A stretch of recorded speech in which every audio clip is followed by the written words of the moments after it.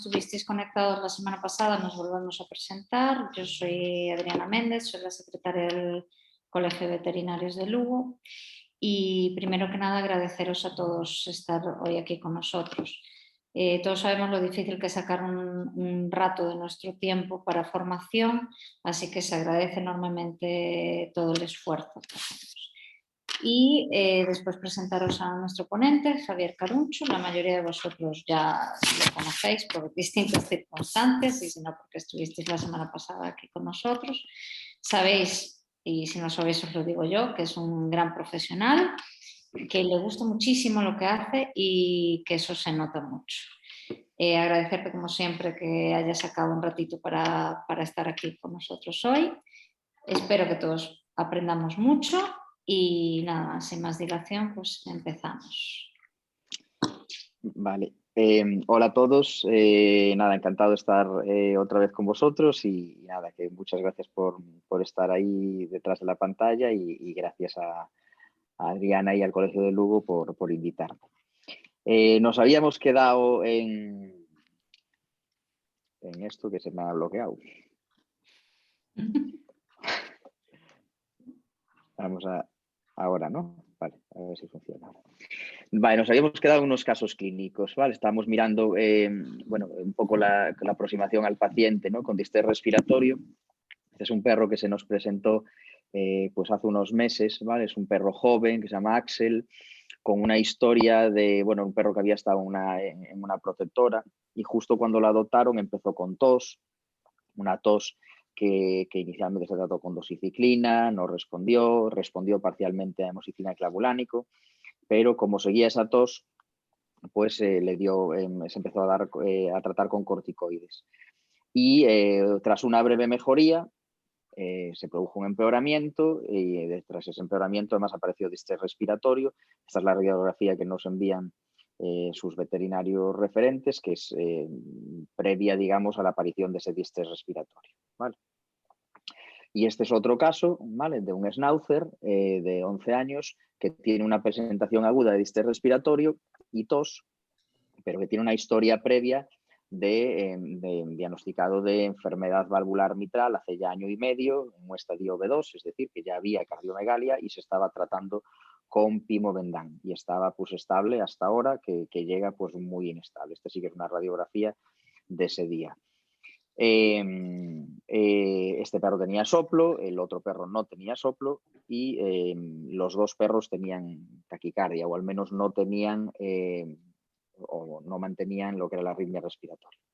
Bueno, primero, antes de nada, con estos pacientes, recordar, que ya os lo habrán dicho 1000 veces, pero que estos pacientes, antes de hacer cualquier tipo de manipulación que pueda suponer poner en riesgo su vida, tenemos que intentar estabilizarlos, ¿vale? Es decir, que cualquier situación de estrés o manipulación puede llegar a darnos un susto y seguramente pues a un gran número de nosotros, entre los que me incluyo, se nos ha muerto algún paciente pues en una situación parecida, ¿vale? Por tratar pues a lo mejor de adelantar pruebas que a lo mejor pues no se podían hacer en ese momento porque el paciente no lo permitía. Básicamente esa estabilización va a consistir fundamentalmente en suplementar oxígeno y hacer una sedación, ¿no? Más allá de que hay situaciones pues a lo mejor que pueden requerir otros procedimientos, como puede ser una intubación o como puede ser realizar una toracocentesis, pues en caso de que haya algún tipo de fusión a nivel pleural, ¿vale? Es útil en estos pacientes, ¿vale? Que en vuestras clínicas tengáis un poco protocolizado lo que vais a hacer, ¿vale? Es decir, que digamos que lo habléis, lo dejéis, digamos, un poco pautado, ¿no? Lo que hacer en estos casos, a lo mejor qué sala usar y cómo hacer las cosas, a lo mejor hacerlas por parejas si es posible, porque os va a ser mucho más fácil y vais a tener pues muchísimo más éxito, ¿no? A la hora de estabilizar a estos pacientes. Estos pacientes son pacientes VIP, ¿no? Es decir, son pacientes que no pueden estar esperando en la sala de espera que terminéis con una vacuna, ¿vale? Hay que actuar rápido y hay que hacer varias cosas al mismo tiempo, ¿no? O se puede hacer varias cosas al mismo tiempo, ¿no? Entonces, de la misma manera que estamos a lo mejor poniendo al perro un poco de oxígeno, podemos estar haciendo una pequeña anamnesis y un pequeño examen físico. Esto es algo que tendríamos que hacer en no más de 3 minutos, ¿vale? Una historia, a lo mejor, donde podamos averiguar si el paciente tiene un historial previo de enfermedad respiratoria, de tos, de enfermedad cardíaca, de traumatismo, de acceso a tóxicos, si es un paciente joven, si es un paciente mayor, etcétera. Después dejar unos segundos simplemente para mirar para el perro, ¿vale? Ver cómo respira y a ver si somos capaces de identificar alguno de esos patrones, ¿no? de distrés respiratorio de los que hablamos el martes pasado, ¿no? Es decir, si puede ser un patrón obstructivo de vías respiratorias altas, ¿no? Es decir, si hay un aumento del esfuerzo inspiratorio, o de vías respiratorias bajas, si el aumento es del esfuerzo expiratorio, o si puede ser a lo mejor un patrón restrictivo, ¿vale? Y después un breve examen físico donde le vamos a dar, por supuesto, muchísima importancia a la auscultación, tanto cardíaca como pulmonar, pero sin obviar otras cosas como puede ser, pues, el color de las mucosas, que nos permite, pues, desde detectar una cianosis hasta detectar, por ejemplo, pues, un paciente que puede tener una anemia severa, o ya sospecha de anemia severa, o sospecha de una vasodilatación severa y que es un paciente a lo mejor que está en shock, ¿no? Temperatura, una palpación, tanto de posibles masas a nivel del cuello, tórax, como acordaros del pulso, ¿no? Muy útil para la aproximación de estos perros. Fijaros que nuestros dos casos son casos, pues, no sé, muy típicos, ¿no? Donde ya casi la historia y el examen clínico ya prácticamente nos diagnostican, al menos, si no la enfermedad, al menos dónde está localizado el problema, ¿no? Es decir, Axel es un perro joven que tiene una historia, digamos, reciente de problema respiratorio, con tos, que ha tenido exposición por estar, pues, en una productora, probablemente agentes infecciosos, ¿vale?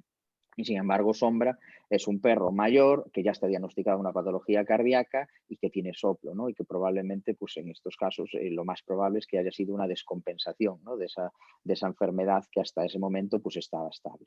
Fijaros que después hay cosas que son muy poco específicas, ¿no? Como ambos perros, por ejemplo, tienen crepitaciones, los cuales nos están orientando en este caso de que el problema es un problema más parenquimatoso, ¿no? Parece poco probable que sea un problema bronquial, aunque la bronquitis crónica también puede producir crepitaciones. Y fijaros que ninguno de los dos perros mantiene la arritmia respiratoria, aunque sí que hay una taquicardia evidente en el caso de Sombra. ¿Qué hay que hacer en esa estabilización inicial? Bueno, esto es como cuando hacéis los cursos si hicisteis alguno de estos de RCP, ¿no? De primeros auxilios de primeras personas, ¿no? De personas, digo. Lo importante, lo primero, es asegurar que hay una vía aérea permeable, ¿vale? Y si no la hay que crearla, ¿no? Es decir, si el paciente está, pues, algo obstruido, no sé, una parálisis laríngea, un colapso laringio, el paciente que probablemente necesita una traqueostomía, ¿no? O si el paciente necesita una intubación. Pero es verdad que esto ocurre en muy pocos casos, ¿vale? Es decir, la inmensa mayoría de las veces el paciente tiene la vía aérea permeable y lo que tenemos que hacer es suplementar oxígeno, ¿vale? ¿Cómo se suplementa oxígeno? Bueno, pues hay varias técnicas, ¿vale? Todas tienen sus pros, todas tienen sus contras, ¿no? Una es ya directamente ponerle el tubo del oxígeno delante al perro, ¿no? Es lo que se conoce como flujo libre.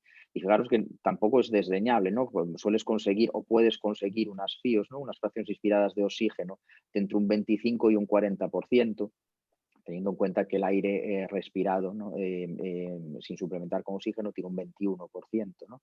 Y tiene, claro, la parte buena, además, de que normalmente no estresas al paciente con colocarle el tubo delante, y la parte mala, que si el paciente mueve la cabeza, pues obviamente todo esto se va al traste, ¿no?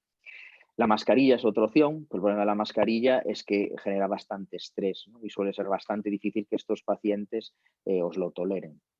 Las jaulas están bien, pero suelen ser caras, suelen ser pequeñas o para perros de pequeño tamaño. Puedes conseguir unas FIOs súper altas de 40, 60, pero con la puerta cerrada. Es decir, en el momento que abres la puerta para hacer cualquier intervención, pues también obviamente pierdes el oxígeno que está dentro.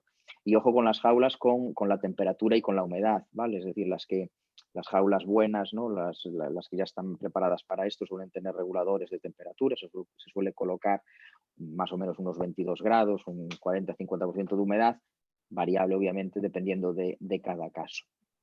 Esto lo vi en una clínica en Carballo, la verdad es que me pareció una idea estupenda, ¿no? Estos me encargaron para que les hiciesen un cristal de metacrilato, que por medio de, pues, unos enganches lo colocan cada vez que quieren hacer una jaula de oxígeno, lo colocan por dentro de la propia reja de la jaula.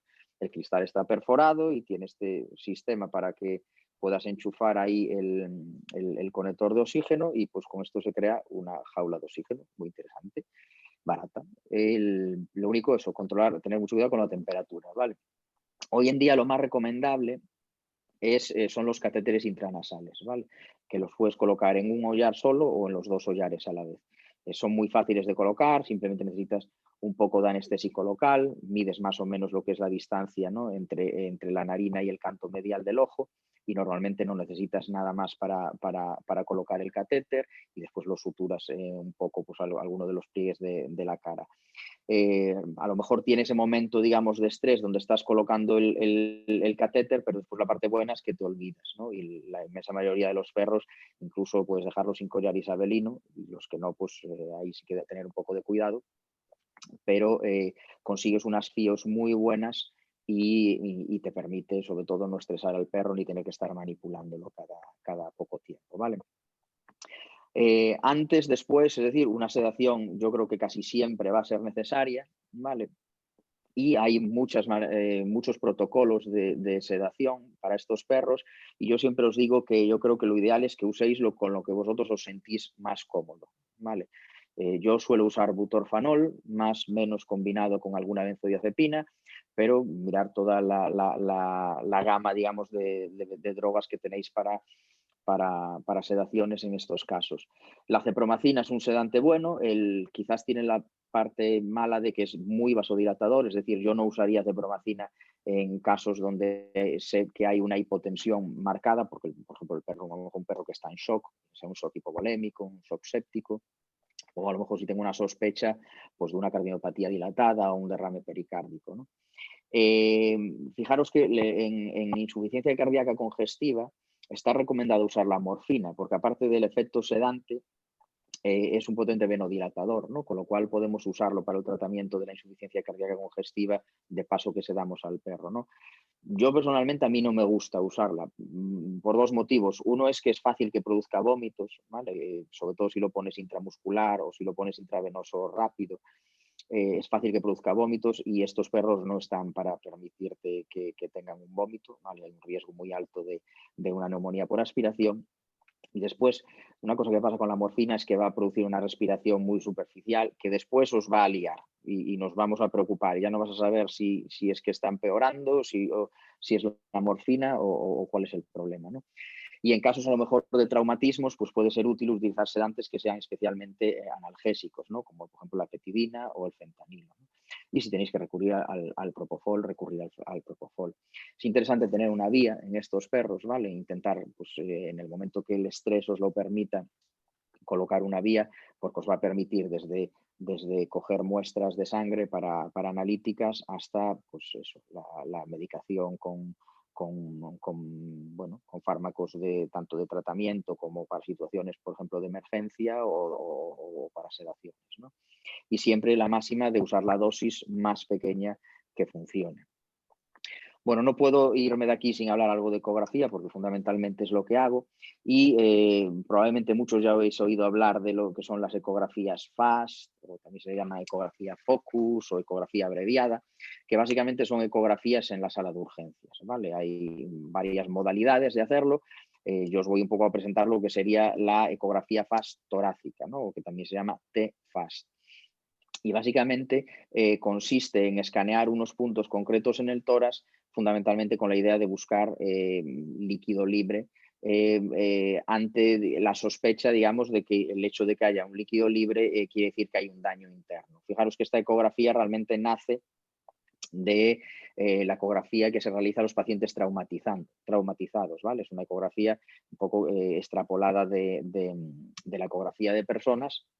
Y son pruebas que se hacen a pacientes pues, que han tenido un traumatismo, por ejemplo, un accidente de coche, y básicamente pones tu sonda en varios sitios en el abdomen, varios sitios en el tórax, para buscar líquido libre para ver si hay pues, fundamentalmente una hemorragia interna. En el tórax, los sitios que vamos a escanear son dos de cada lado. Uno sería más o menos a la altura del corazón, es lo que se llama el pericardial site, más o menos, pues eso, a la altura de la unión costocondral, un poco más abajo de la unión costocondral, más o menos eso, cuarto, quinto espacio intercostal, pero podéis directamente palpar el choque de punta o llevar la extremidad hacia atrás y más o menos donde el codo pues choca, ¿no? Justo por detrás del codo, ¿no? Después de llevar la extremidad hacia atrás. Este será el sitio donde, digamos que es la zona de declive del tórax, donde vamos a buscar el acúmulo de líquido, ¿no? Es decir, donde vamos a buscar los derrames, bien sea un derrame pleural o bien un derrame pericárdico. Y después vamos a escanear un punto en la zona dorsal o dorsocaudal, que es lo que llamamos el punto, el chest tube site, es decir, el punto donde colocarías el tubo de drenaje torácico, ¿no? si hiciese falta colocarlo, ¿no? Y en este punto, digamos, que es precisamente la zona, digamos, dorsal del tórax, que es donde se acumularía el aire, es donde nos vamos a fijar si puede haber un neumotórax, ¿vale? Esto lo vamos a hacer por los dos lados, es decir, 2 puntos por un lado, 2 puntos por el otro lado, y conviene también escanear desde el proceso sifoides, es decir, metiéndonos realmente en el abdomen, pero orientando hacia el diafragma y hacia el corazón, porque ahí también es fácil ver los derrames, ¿no? Es decir, añadiríamos ese quinto punto, ¿no? En lo que es la ecografía torácica. Fijaros que esto es algo que podemos hacer con una mínima manipulación del paciente, es decir, que a lo mejor el paciente está encima de la mesa mientras alguien está colocando oxígeno, otro a lo mejor está colocándole una vía y tú vienes por ahí, por detrás y dices, hola, ¿qué tal? Un segundo, y simplemente mojando el pelo con un poco de alcohol, un poco de gel, sin tener ni que rapar ni nada, ecografías un punto, ecografías el otro punto, otro y desapareces de la escena casi como que no has estado allí. Es algo que puedes hacer extremadamente rápido y fijaros que tiene una sensibilidad y una especificidad para detectar estos derrames que incluso se equiparan a las del TAC, ¿vale? Y es algo que obviamente no requiere ni la invasividad que requiere el TAC, ni requiere ni el precio, ni el tiempo, ¿no? Que tarda el TAC en obtener un resultado, ¿no? Y es algo que se puede hacer súper fácil, ¿vale? Se ha demostrado incluso que lo pueden hacer, o sea, con un mínimo entrenamiento, personas incluso que no son radiólogos en medicina humana, es decir, que no hace falta tener muchos conocimientos de ecografía para realizar este tipo de pruebas. Fijaros cómo se ve un pulmón normal, ¿vale? En un pulmón normal, ¿vale? Si yo coloco mi sonda en un espacio intercostal, lo que voy a ver es una línea blanca, ¿vale? Que se desliza hacia un lado y hacia el otro. Y eso es lo que se llama la interfase pleura-pulmón, ¿vale? O línea PP también se puede llamar, ¿no? Es decir, lo que estamos viendo básicamente es el deslizar de la pleura parietal sobre la pleura visceral del pulmón, ¿vale? Después, el pulmón está lleno de aire y sabéis que los ultrasonidos no atraviesan el aire, con lo cual lo que estamos viendo debajo básicamente son una reverberación, es decir, lo que estamos viendo son copias de la misma línea, pero a distintas profundidades, ¿vale? Por ejemplo, veis esta línea claramente y esta línea también claramente, ¿no? Esto es lo que se llaman las líneas A, ¿vale? Bueno, pues esto es un pulmón normal. Bueno, si tenemos un neumotórax, es decir, si tenemos aire entre la pleura parietal y el pulmón, yo voy a seguir viendo esta línea que yo puedo confundir con la línea interfase pleura-pulmón. Pero fijaros que a diferencia en el caso del pulmón normal, esta línea no tiene ese movimiento de deslizamiento, ¿vale? Es decir, si yo no veo ese signo de deslizamiento, estoy diagnosticando un neumotórax, ¿vale? Mucho más fácil y más acostumbrados estamos a ver el líquido, ¿no? A ver los derrames. Entonces, por ejemplo, pues en el sitio pericárdico veis que estamos viendo pues, un derrame pleural y un derrame pericárdico. Fijaros cómo son inconfundibles el uno del otro, ¿no? Como el derrame pericárdico es un derrame que está contenido dentro de un saco que suele tener una forma circular, ¿vale?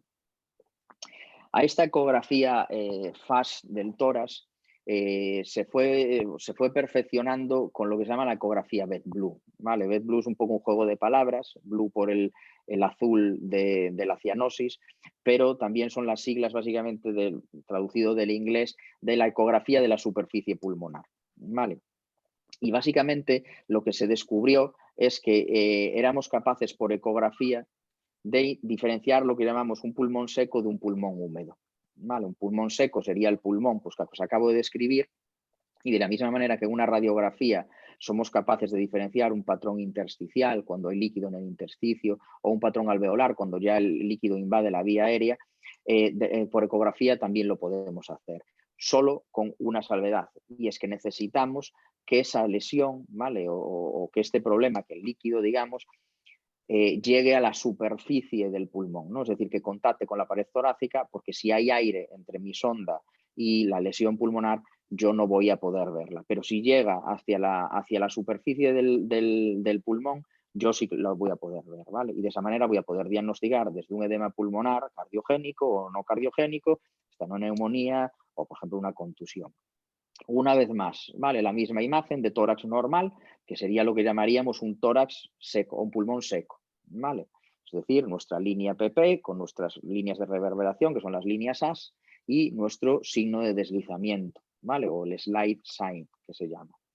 Si yo tengo un patrón intersticial en una radiografía, lo que me voy a encontrar en una ecografía son este artefacto de reverberación que cuando hacemos ecografía abdominal lo solemos llamar artefacto en cola de cometa, ¿vale? Que son como esta especie de líneas que son como rayos láser que se crean en esa interfase pleura-pulmón y que se dirigen en profundidad. Y fijaros que estas líneas me ocultan las líneas AS, ¿vale?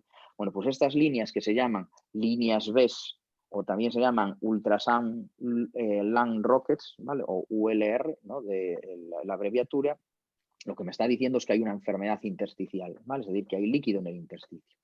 Y si el líquido progresa todavía más y no solo afecta al intersticio, sino que ya invade la vía aérea, es decir, sería lo equivalente a tener un patrón alveolar en una radiografía torácica, lo que me voy a encontrar en una ecografía es lo que llamamos el patrón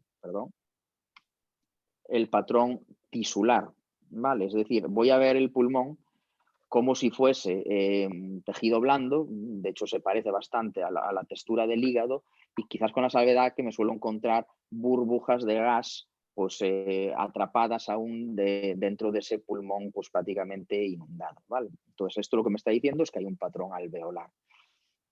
A modo ya un poco por no dejarlo sin comentar, existe un patrón más que sería el patrón nodular, ¿vale? Es decir, que básicamente nos sirve para detectar nódulos que en muchos casos corresponden con neoplasias y fundamentalmente enfermedad metastática. Y esto es algo que yo me encuentro muy a menudo, a lo mejor cuando estoy haciendo una ecografía abdominal y me encuentro un tumor a lo mejor en el abdomen de un perro, o a lo mejor sé que el perro tiene cáncer de mama y a lo mejor lo estoy haciendo un protocolo de búsqueda de metástasis. Yo una de las cosas que hago, a pesar de que se hagan radiografías torácicas, es una ecografía pulmonar, ¿vale? Porque no os imagináis la cantidad de veces que detecto nódulos y detecto metástasis pulmonares que incluso algunas veces no se ven en radiografía, porque recordad que en radiografía necesitamos por lo menos 5 milímetros de diámetro de los nódulos para que sean visibles. Fijaros, esta es la ecografía de Axel, ¿vale? Y cómo Axel tiene pues, las dos cosas, ¿no? Es decir, que veis que tiene, en algún momento se ven por ahí, pues esas líneas B, que nos dicen que hay un patrón intersticial, pero después hay incluso áreas de, pues lo que llamamos también a veces un patrón neumónico, ¿no? O de neumonía, es decir, áreas, digamos, de lo que sería un patrón alveolar, ¿no? Con ese signo tisular.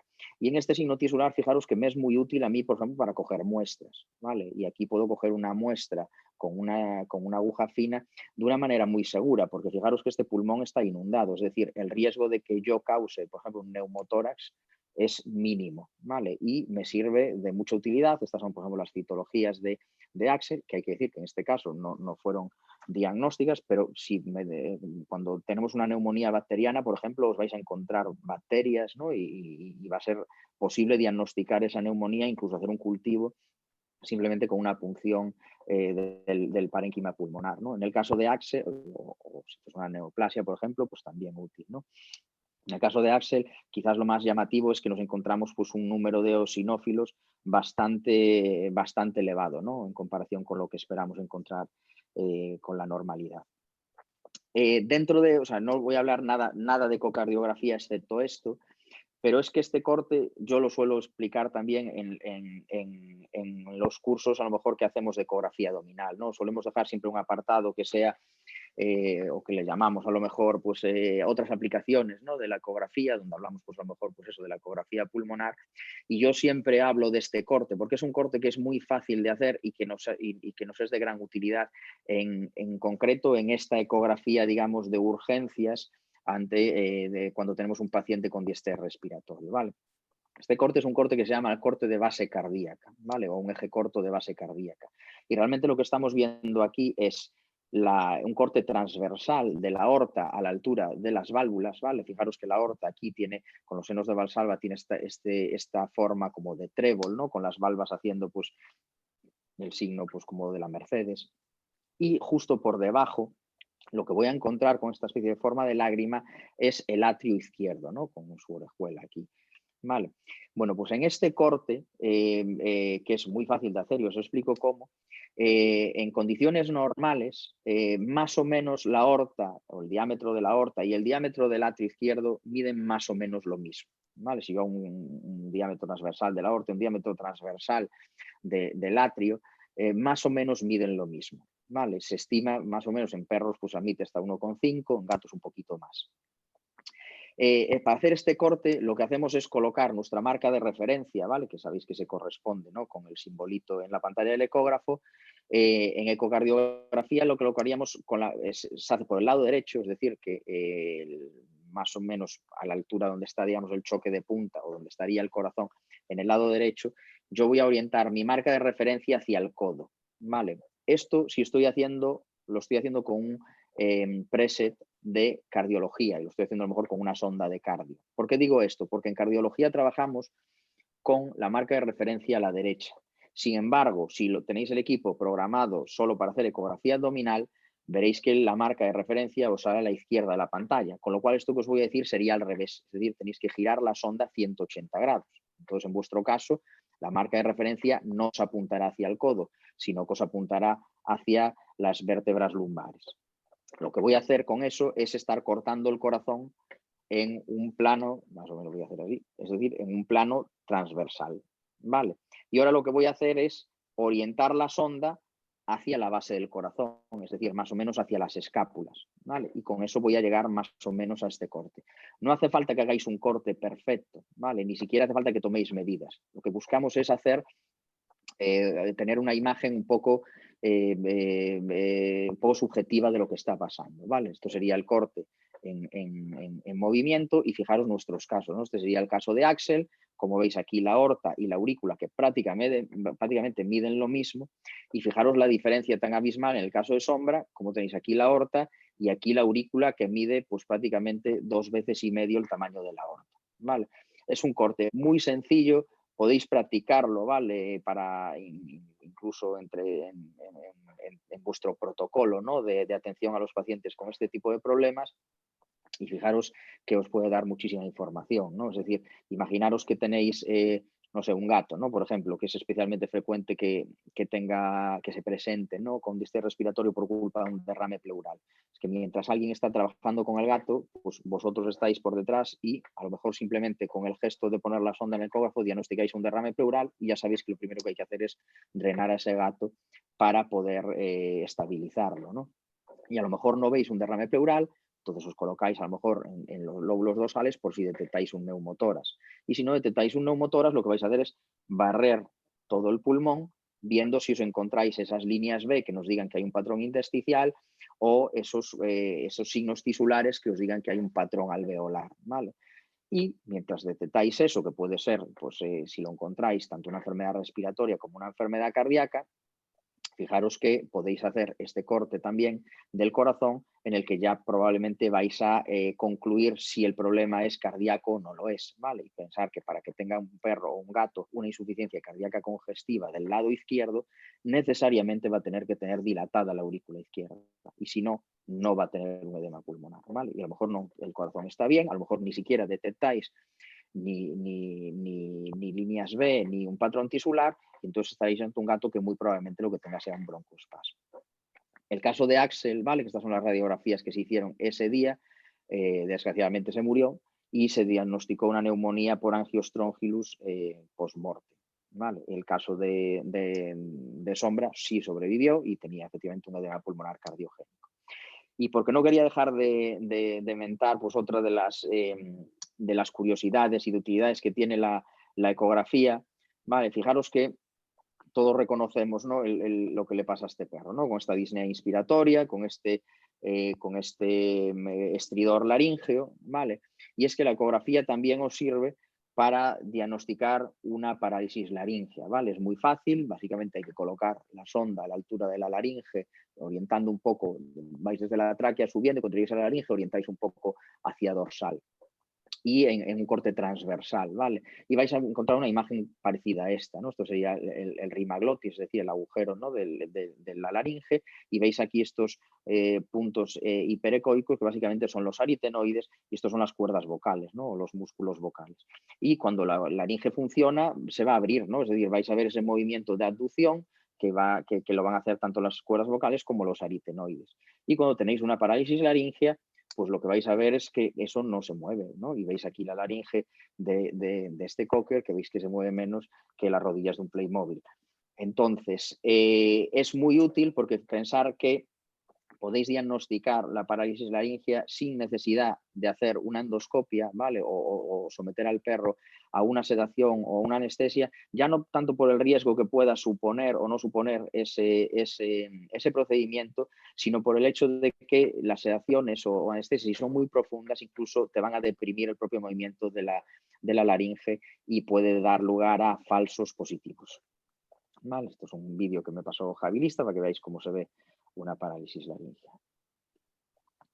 Dentro de las pruebas diagnósticas, cuando podamos hacerlas, vamos a hablar ahora de las radiografías, ¿vale? Pero una de las cosas que está así un poco de moda es el tema de los biomarcadores, ¿vale? Os dejo más vídeos aquí de que me pasó Javi. Este está chulo porque esta fue una hemiparálisis laringea. Veis que se mueve una y la otra está aquí. Tenéis... los que tengáis la suerte, vamos, de trabajar con Javi, la verdad es que es un fenómeno haciendo todo tipo de endoscopia y recordaos que se desplaza pues, a vuestro hospital si os hace falta, y los que trabajéis en el sur, que sepáis que tenéis a Flor Costoya, que también es una fenómeno. O sea, yo creo que tenemos dos de los mejores endoscopistas que hay en España, tenemos la suerte de tenerlos en Galicia, así que aprovechar y usarlos. Bueno, hace unos años IDEX sacó este biomarcador, la fracción terminal o el NT-proBNP, ¿no? La fracción terminal de la prohormona del péptido natriurético cerebral, que es un poco difícil de decir. ¿Qué es esto? Bueno, esto es una hormona que libera el corazón cuando está sometido a situaciones de estrés, ¿no? Es decir, cuando se está dilatando. Y lo que se vio es que este biomarcador está muy elevado cuando hay una enfermedad cardíaca, sobre todo cuando hay una insuficiencia cardíaca congestiva, ¿vale? Entonces lo que se usa es para decidir si un paciente que viene con distrés respiratorio, ese distrés respiratorio puede ser por una enfermedad cardíaca o por una enfermedad respiratoria. ¿Vale? Entonces han sacado, IDE sacó pues, este test colorimétrico para gatos, ¿vale? Fijaros que si da negativo, ¿vale? Lo que sería pues por debajo de 100 picomoles litros, la probabilidad de que haya una enfermedad cardíaca es muy poco probable, muy poco probable. El problema es que para que te dé positivo, ¿vale? Que tiene que estar por encima de 270, y es cuando es más probable que haya enfermedad cardíaca, hay un rango dudoso bastante grande, ¿no? Y si usas el test colorimétrico ya te va a virar, digamos que a partir de 100, es decir, que te va a coger como positivos ese rango dudoso, ¿vale? Es decir, que es una prueba que es muy fiable si lo que quieres es descartar que tenga una enfermedad cardíaca. Si te da negativo, el valor predictivo es muy alto, pero si te da positivo, realmente no puedes descartar que no haya una enfermedad respiratoria. ¿De acuerdo? Yo, como no lo suelo usar porque ha hecho mano de la ecografía, y fijaros que con la ecografía prácticamente esto ya lo solucionas, ¿no? Pero para los que no tengáis ecografía, pues puede ser una prueba interesante a tener en la clínica. Dentro de la radiografía torácica, una prueba que seguimos utilizando y que seguiremos usándola siempre es la prueba que sigue siendo gold estándar para detección del edema pulmonar.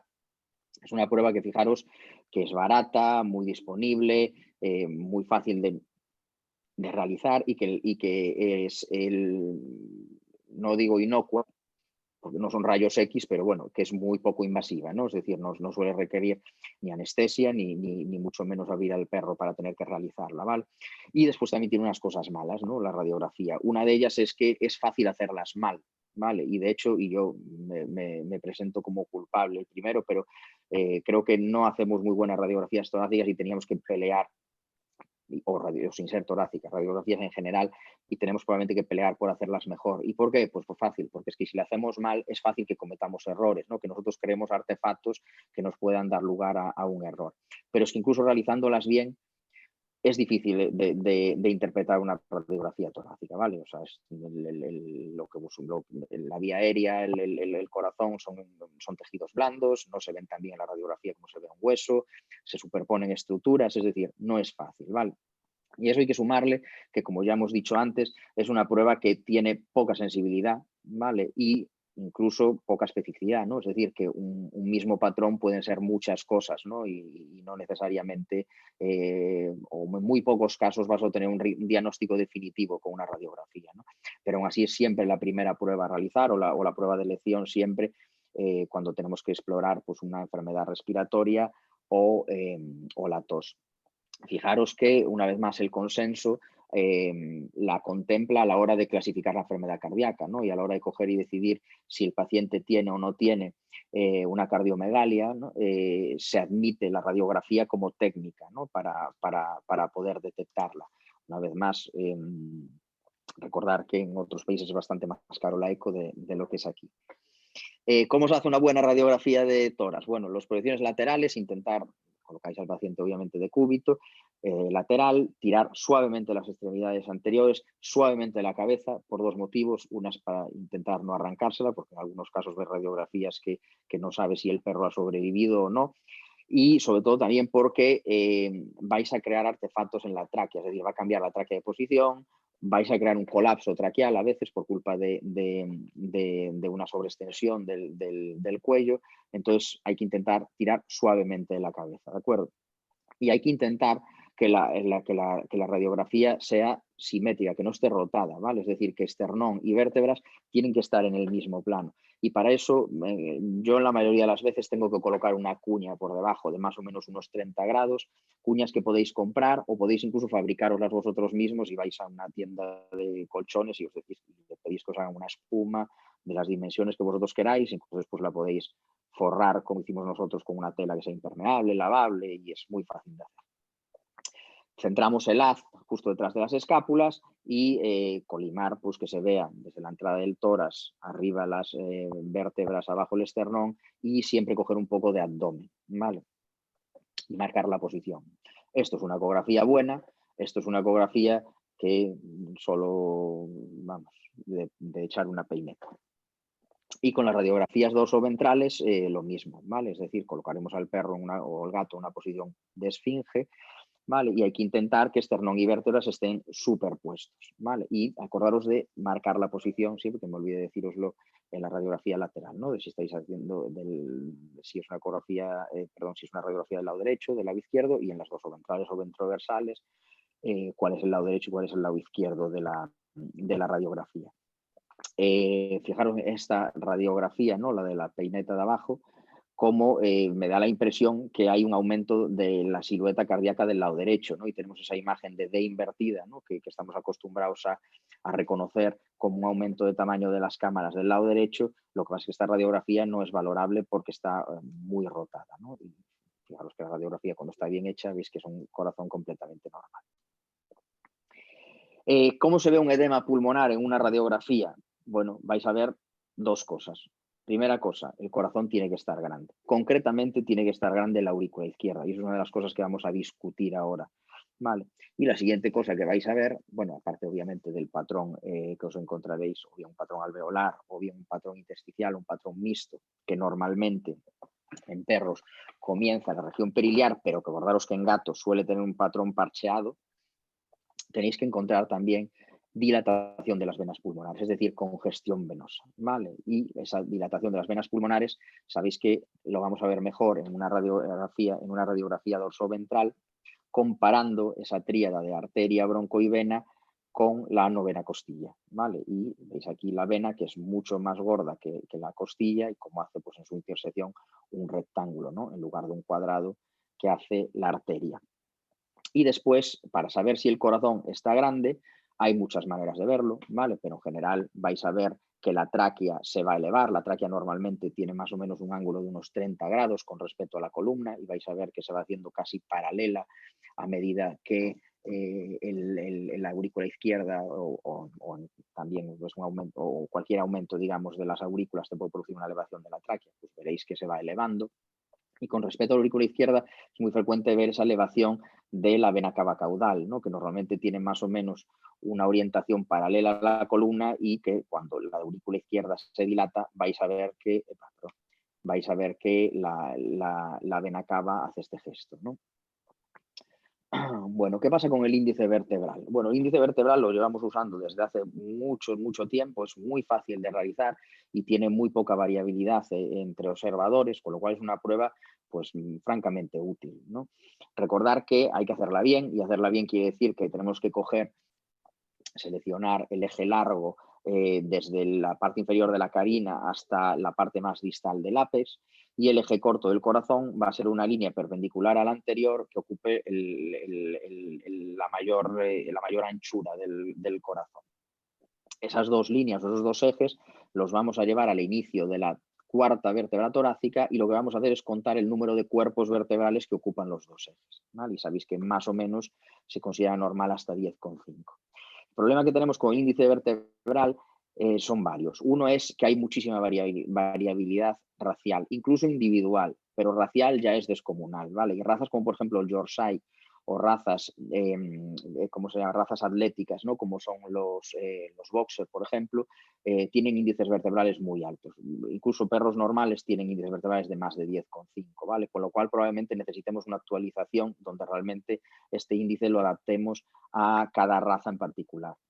Y después una cosa importante es que esto lo que va a detectar, es aumentos generalizados del tamaño del corazón, ¿vale? Es decir, fijaros que en la aurícula izquierda o el atrio izquierdo, fijaros dónde está, ¿vale? Es decir, que cuando yo hago un índice vertebral, ni siquiera mis dos ejes se están ocupando de medir el atrio izquierdo, ¿no?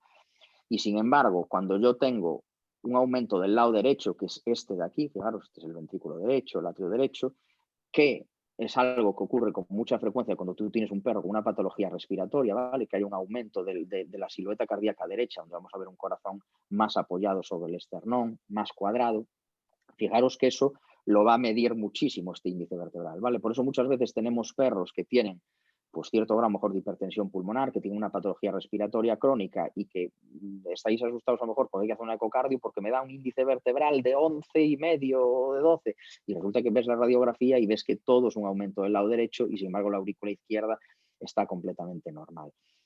De hecho, hay otras alternativas para medir el corazón que incluya esta aurícula izquierda, ¿no? Y a mí me gusta esta, por ejemplo, que es la dimensión radiográfica del atrio izquierdo, donde una vez hecho el índice vertebral, lo que haces es trazar una línea más o menos de un ángulo de 45 grados desde la intersección de los dos ejes hasta el final de la aurícula del atrio izquierdo, ¿no? Y la llevarías también a ese inicio de la vértebra T4 y volverías a contar el número de cuerpos vertebrales que ocupa ese radio, ¿no?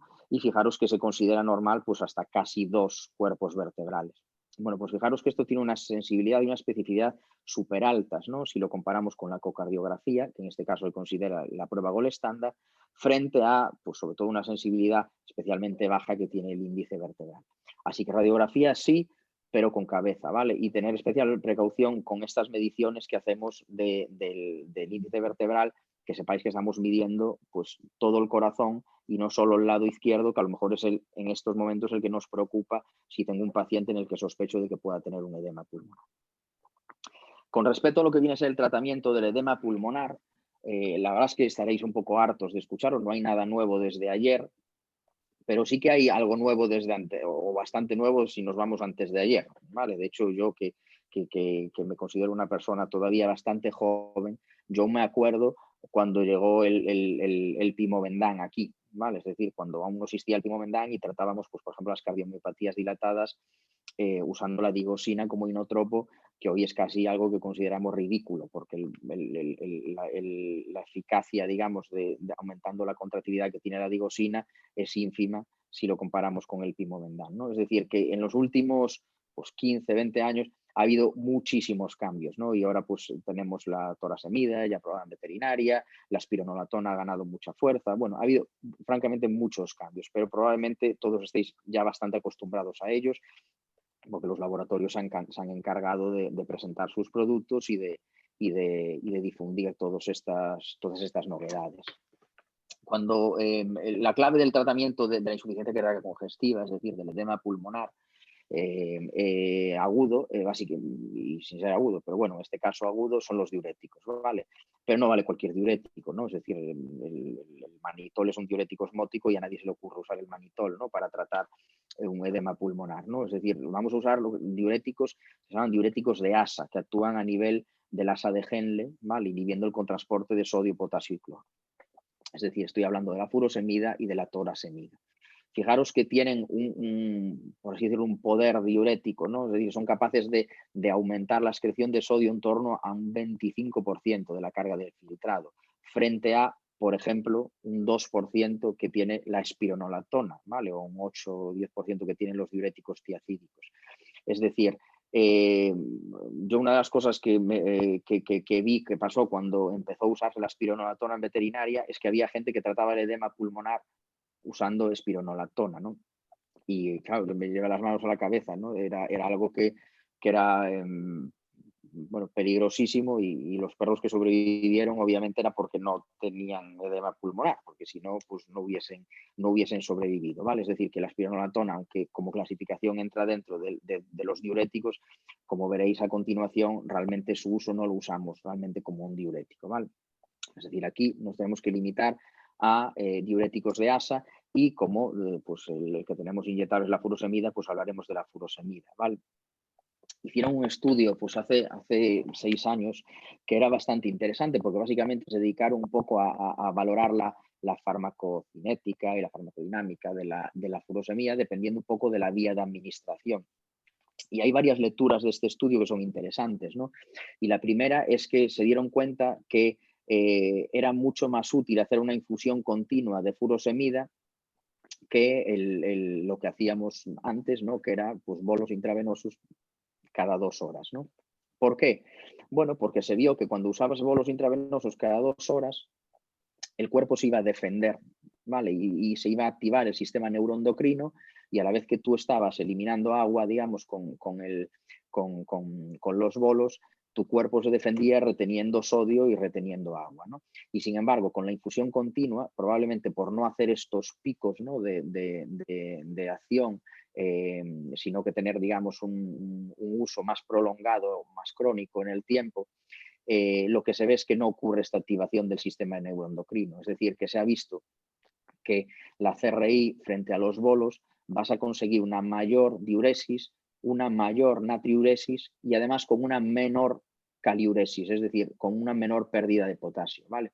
Con lo cual parece que es mucho más interesante usar la infusión continua que los bolos, con una salvedad, y es que tarda más tiempo en hacer efecto. Fijaros que la CRI suele tardar unas 4 horas, que no tenemos, frente a unos 20 minutos que suele tardar el bolo intravenoso, que tiene un pico de acción más o menos en torno a 1 hora. Es decir, que lo recomendable hoy en día es hacer un bolo inicial de 2-4 miligramos kilo, seguidos de una CRI en perros de más o menos 1 miligramo kilo hora, y en gatos, aunque no están muy bien establecidas estas dosis, sí que asumimos que se necesitan menos dosis que en perros, ¿no? Y se suelen hacer pues más o menos los CRIs de 0,5 miligramos kilo hora.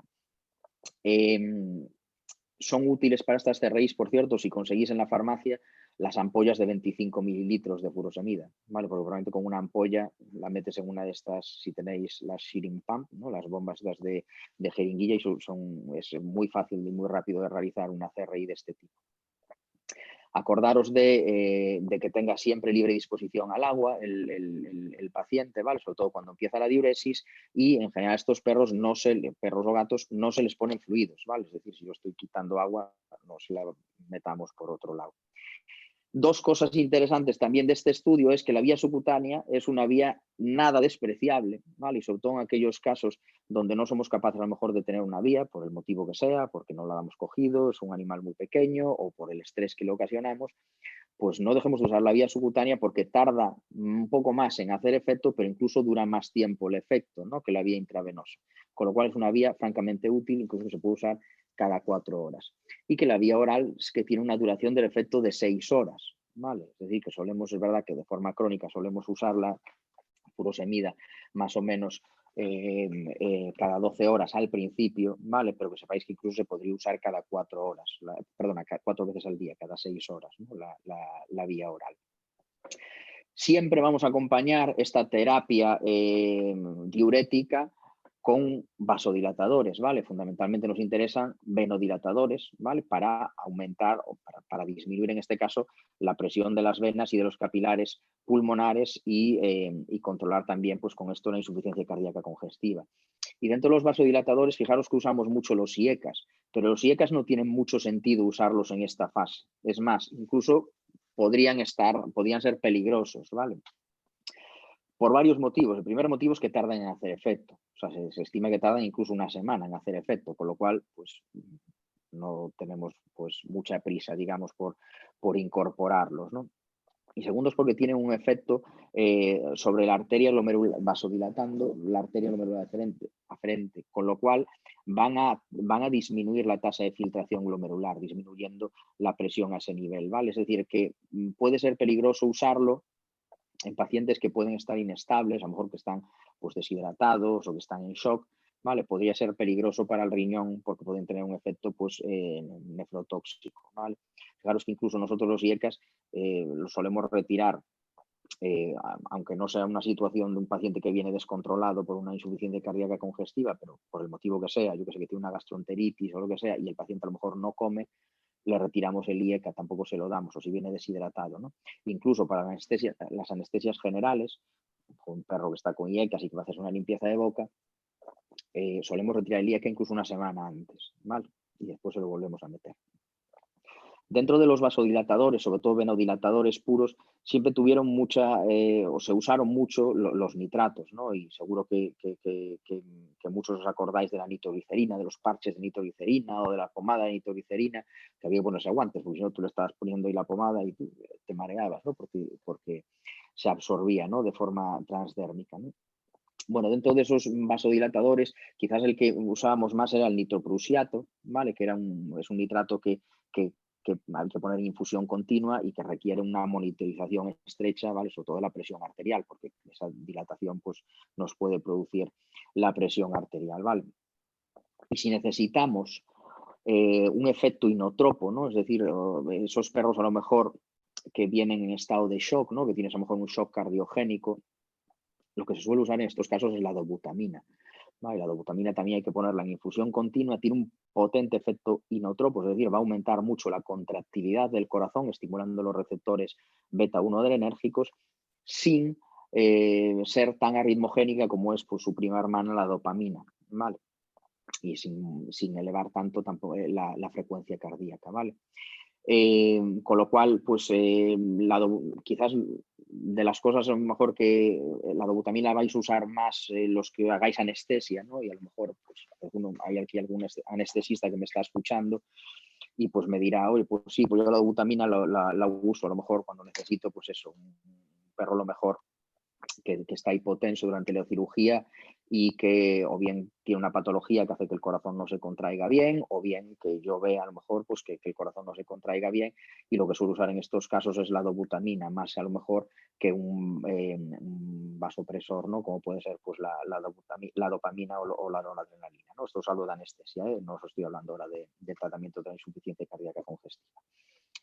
¿Qué pasa? Que ya hoy en día nitratos y dobutamina es raro que los tengas que usar porque hoy en día casi todo, digamos, que viene dentro del mismo bote de Pimovendan, ¿vale? Es decir, que el Pimovendan cuando apareció en el mercado no te voy a decir que ha sustituido a medicamentos, ¿no? Porque es un medicamento pues, que en sentido es distinto a todos los demás, pero sí que es verdad que su efecto probablemente haga que no tengamos que recurrir en la inmensa mayoría de los casos a cosas que son a lo mejor más tediosas, más incómodas, difíciles a veces de hacer en una clínica o fármacos que pueden ser difíciles de conseguir o que puedan ser más peligrosos, ¿vale? Y es que el Pimovendan, que en su día, cuando nos lo presentaron por primera vez, nos lo presentaron como un inotropo, ¿no? Es decir, es un medicamento para aumentar la contracción del corazón, basado sobre todo ese efecto inotropo en un aumento de la sensibilización al calcio, ¿vale? Es decir, hace que la troponina C, que es la que es una al calcio, pues tenga más afinidad por él, ¿vale? Y todos dijimos, "Oh, genial, pues es algo para tratar la cardiomiopatía dilatada", ¿no? Y de hecho, pues sustituimos la digosina por el pimobendan como inotropo, ¿no? En las cardiomiopatías dilatadas, y la digosina la relegamos a básicamente lo tenemos como terapia antiarrítmica de arritmias supraventriculares, porque tiene un efecto parasimpático mimético, ¿no? Es decir, aumentando el tono vagal, pues es capaz de reducir la frecuencia cardíaca, pues de, por ejemplo, una fibrilación atrial, ¿vale? Pero ya no lo usamos como inotropo. Y el pimobendan sí. ¿Qué pasa? Que desde que apareció el pimobendan se han ido haciendo estudios tras estudios donde pues cada vez íbamos descubriendo pues aplicaciones nuevas del pimobendan, ¿no? Y uno de los primeros estudios que apareció, si os acordáis del QUEST, fue un estudio que comparó en perros que tenían edema pulmonar por enfermedad mitral, comparó perros que se trataban con benaceprilo y furosemida frente a perros que se trataban con furosemida y pimobendan, y se vio que vivían más los que se usaban pimobendan, ¿no? Y ahí fue la primera vez que se descubrió que el pimobendan pues valía también, ¿no? para otras enfermedades, aunque no estemos ante una situación donde haya un problema de contractilidad, ¿no? del corazón, como era en el caso de la cardiomiopatía dilatada. Después apareció estudios, por ejemplo, pues el PROTECT, que demostró que usar pimobendan en la fase preclínica de la cardiomiopatía dilatada aumentaba la esperanza de vida, y finalmente pues el EPI, que ha sido un estudio enorme de grande, donde se demostró que dando el pimobendan en la fase preclínica de la enfermedad mitral también se aumentaba y mucho la esperanza de vida, ¿vale? Es decir, que cada estudio que hacen del pimobendan, poco más que descubren algo nuevo. Y es que aparte de ese efecto inotrópico del pimobendan, tiene otros efectos, ¿vale? Y entre ellos es un potente vasodilatador arterial y venoso, ¿vale? Porque es un inhibidor de la fosfodiesterasa 3. Pero también tiene cierto efecto sobre la fosfodiesterasa 5, que es la que inhibe la Viagra, por ejemplo, el sildenafilo, ¿no? Es decir, está más presente en las arterias pulmonares. Por eso puede tener cierta utilidad para tratar la hipertensión pulmonar, ¿no? Como en el caso de la Viagra, ¿no? Que es específico de la fosfodiesterasa 5. Pero además es que tiene un efecto lusiotropo. ¿Qué es eso? Eso es que favorece la relajación miocárdica, es decir, actúa sobre la disfunción diastólica. A lo mejor esto no os planteáis ahí que tiene mucha utilidad o no sabéis para qué sirve, pero pensar en un gato, por ejemplo, que tenga una cardiomiopatía restrictiva, ¿vale? Es decir, un gato que su miocardio casi no se puede distender, pues se ha visto que la adición de pimobendan en esos gatos pues ha aumentado mucho la esperanza de vida o las medias de supervivencia. Cuando eran gatos pues que escasamente llegaban a los 6 meses de vida, y ahora algunos pues te llegan incluso a los 2 años, ¿no? Como ocurre con algunas razas en el caso de la cardiomiopatía dilatada. Y se han descubierto efectos inhibiendo la agregación plaquetaria, efectos antiinflamatorios, incluso, y esto os lo dirán algunos clientes, dice, parece como que rejuvenece a los perros, ¿no? Que parece que aumenta el nivel de alerta, comen más. Es decir, que es un fármaco que tiene muchos efectos beneficiosos y con unos mínimos efectos secundarios, que en algún caso, en mi caso, han sido fundamentalmente diarreas, pero en general poco frecuentes, ¿vale? Contraindicaciones, pues hay que poner una contraindicación, os diré que todo lo que sean patologías obstructivas, es decir, dado que es un inotropo, no debemos darlo si hay una estenosis, por ejemplo, de la válvula aórtica o de la válvula pulmonar, ¿vale? Podría ser a lo mejor peligroso en esa situación. Tenemos la forma inyectable, ¿vale? Que se puede dar en perros a lo mejor que estamos tratando con ¿cómo se llama?, de un edema pulmonar agudo, pero incluso si no tenemos la forma inyectable, que sepáis que si conseguís suministrar la forma oral es también muy rápida y empieza a hacer efecto en escasamente 3 horas, ¿vale? ¿Qué pasa con los gatos? Bueno, en los gatos el medicamento realmente no está autorizado para uso en gatos, con lo cual es un uso fuera de licencia, ¿no? Pero sí que es verdad que ya viene avalado por numerosos estudios, ¿vale? Estudios como, por ejemplo, en el que se comparó gatos con cardiomiopatía hipertrófica y fallo cardíaco congestivo. A unos se les dio pimobendan, a otros no, y fijaros que los que se les dio pimobendan llegaron a tener unas medias de supervivencia 6 veces mayores a los que no se les daba pimobendan, ¿no? Con lo cual, pues es un medicamento donde ahora lo damos en los gatos pues prácticamente sin pudor y sin miedo ninguno. Misma dosis que en perros, por cierto. Oxígeno, sedación, que ya hablamos de ella. Y con respecto al tema de los broncodilatadores, hay una cosa que sí que ya hoy está asumida, y es que el edema peribronquial, ¿vale? Digamos, cuando tiene un gato, ¿no? Un edema pulmonar, pues ese edema peribronquial parece ser que también es responsable de producir un broncoespasmo, ¿vale? Es decir, que te puede inducir un asma, ¿vale? Por eso en esos gatos, y no sé por qué pasé de diapositiva, en esos gatos que tenemos a veces hospitalizados con un edema pulmonar, que los tenemos con oxígeno, sedados, Pimovendán, furosemida, no es de más, si tenéis una cámara de nebulización y un Ventolin, salbutamol, usarlo, ¿vale? Porque la posibilidad de efectos secundarios es muy baja, o sea, todo lo que son, como se llaman, broncodilatadores, son alfa-adrenérgicos y te pueden aumentar la frecuencia cardíaca, pero es muy raro que realmente te ocasione una arritmia o te dé problemas por esa vía, pese al gato a lo mejor tener una cardiopatía, ¿no?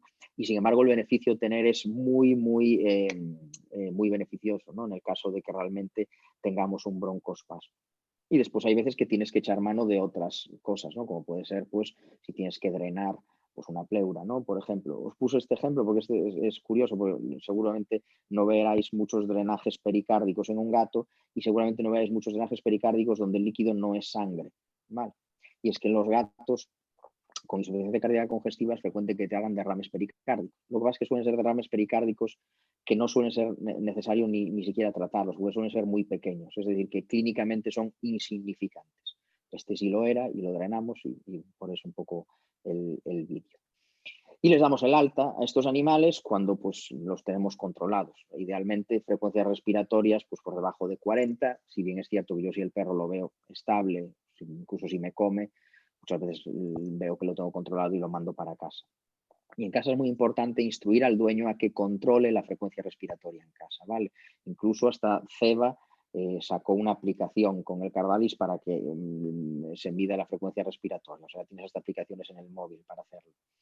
En general, hay varios estudios, ¿vale? Yo suelo usar como límite pues, entre 30 y 35 de frecuencia respiratoria, ¿vale? Pero lo más importante es la tendencia, ¿vale? Es decir, que si tú tienes un perro en casa que su frecuencia respiratoria basal son 15 respiraciones por minuto y un día respira 25, eso no es normal, ¿vale? Es decir, si hay un aumento de la frecuencia respiratoria sustancial, hay que llamar de urgencia al veterinario, ¿vale? Porque a veces va a ser simplemente ¿cuánta furosemida le estás dando? ¿Una pastilla entera? Pues le das pastilla y media y ya está, ¿sabes? A veces no tienes que hacer más que eso.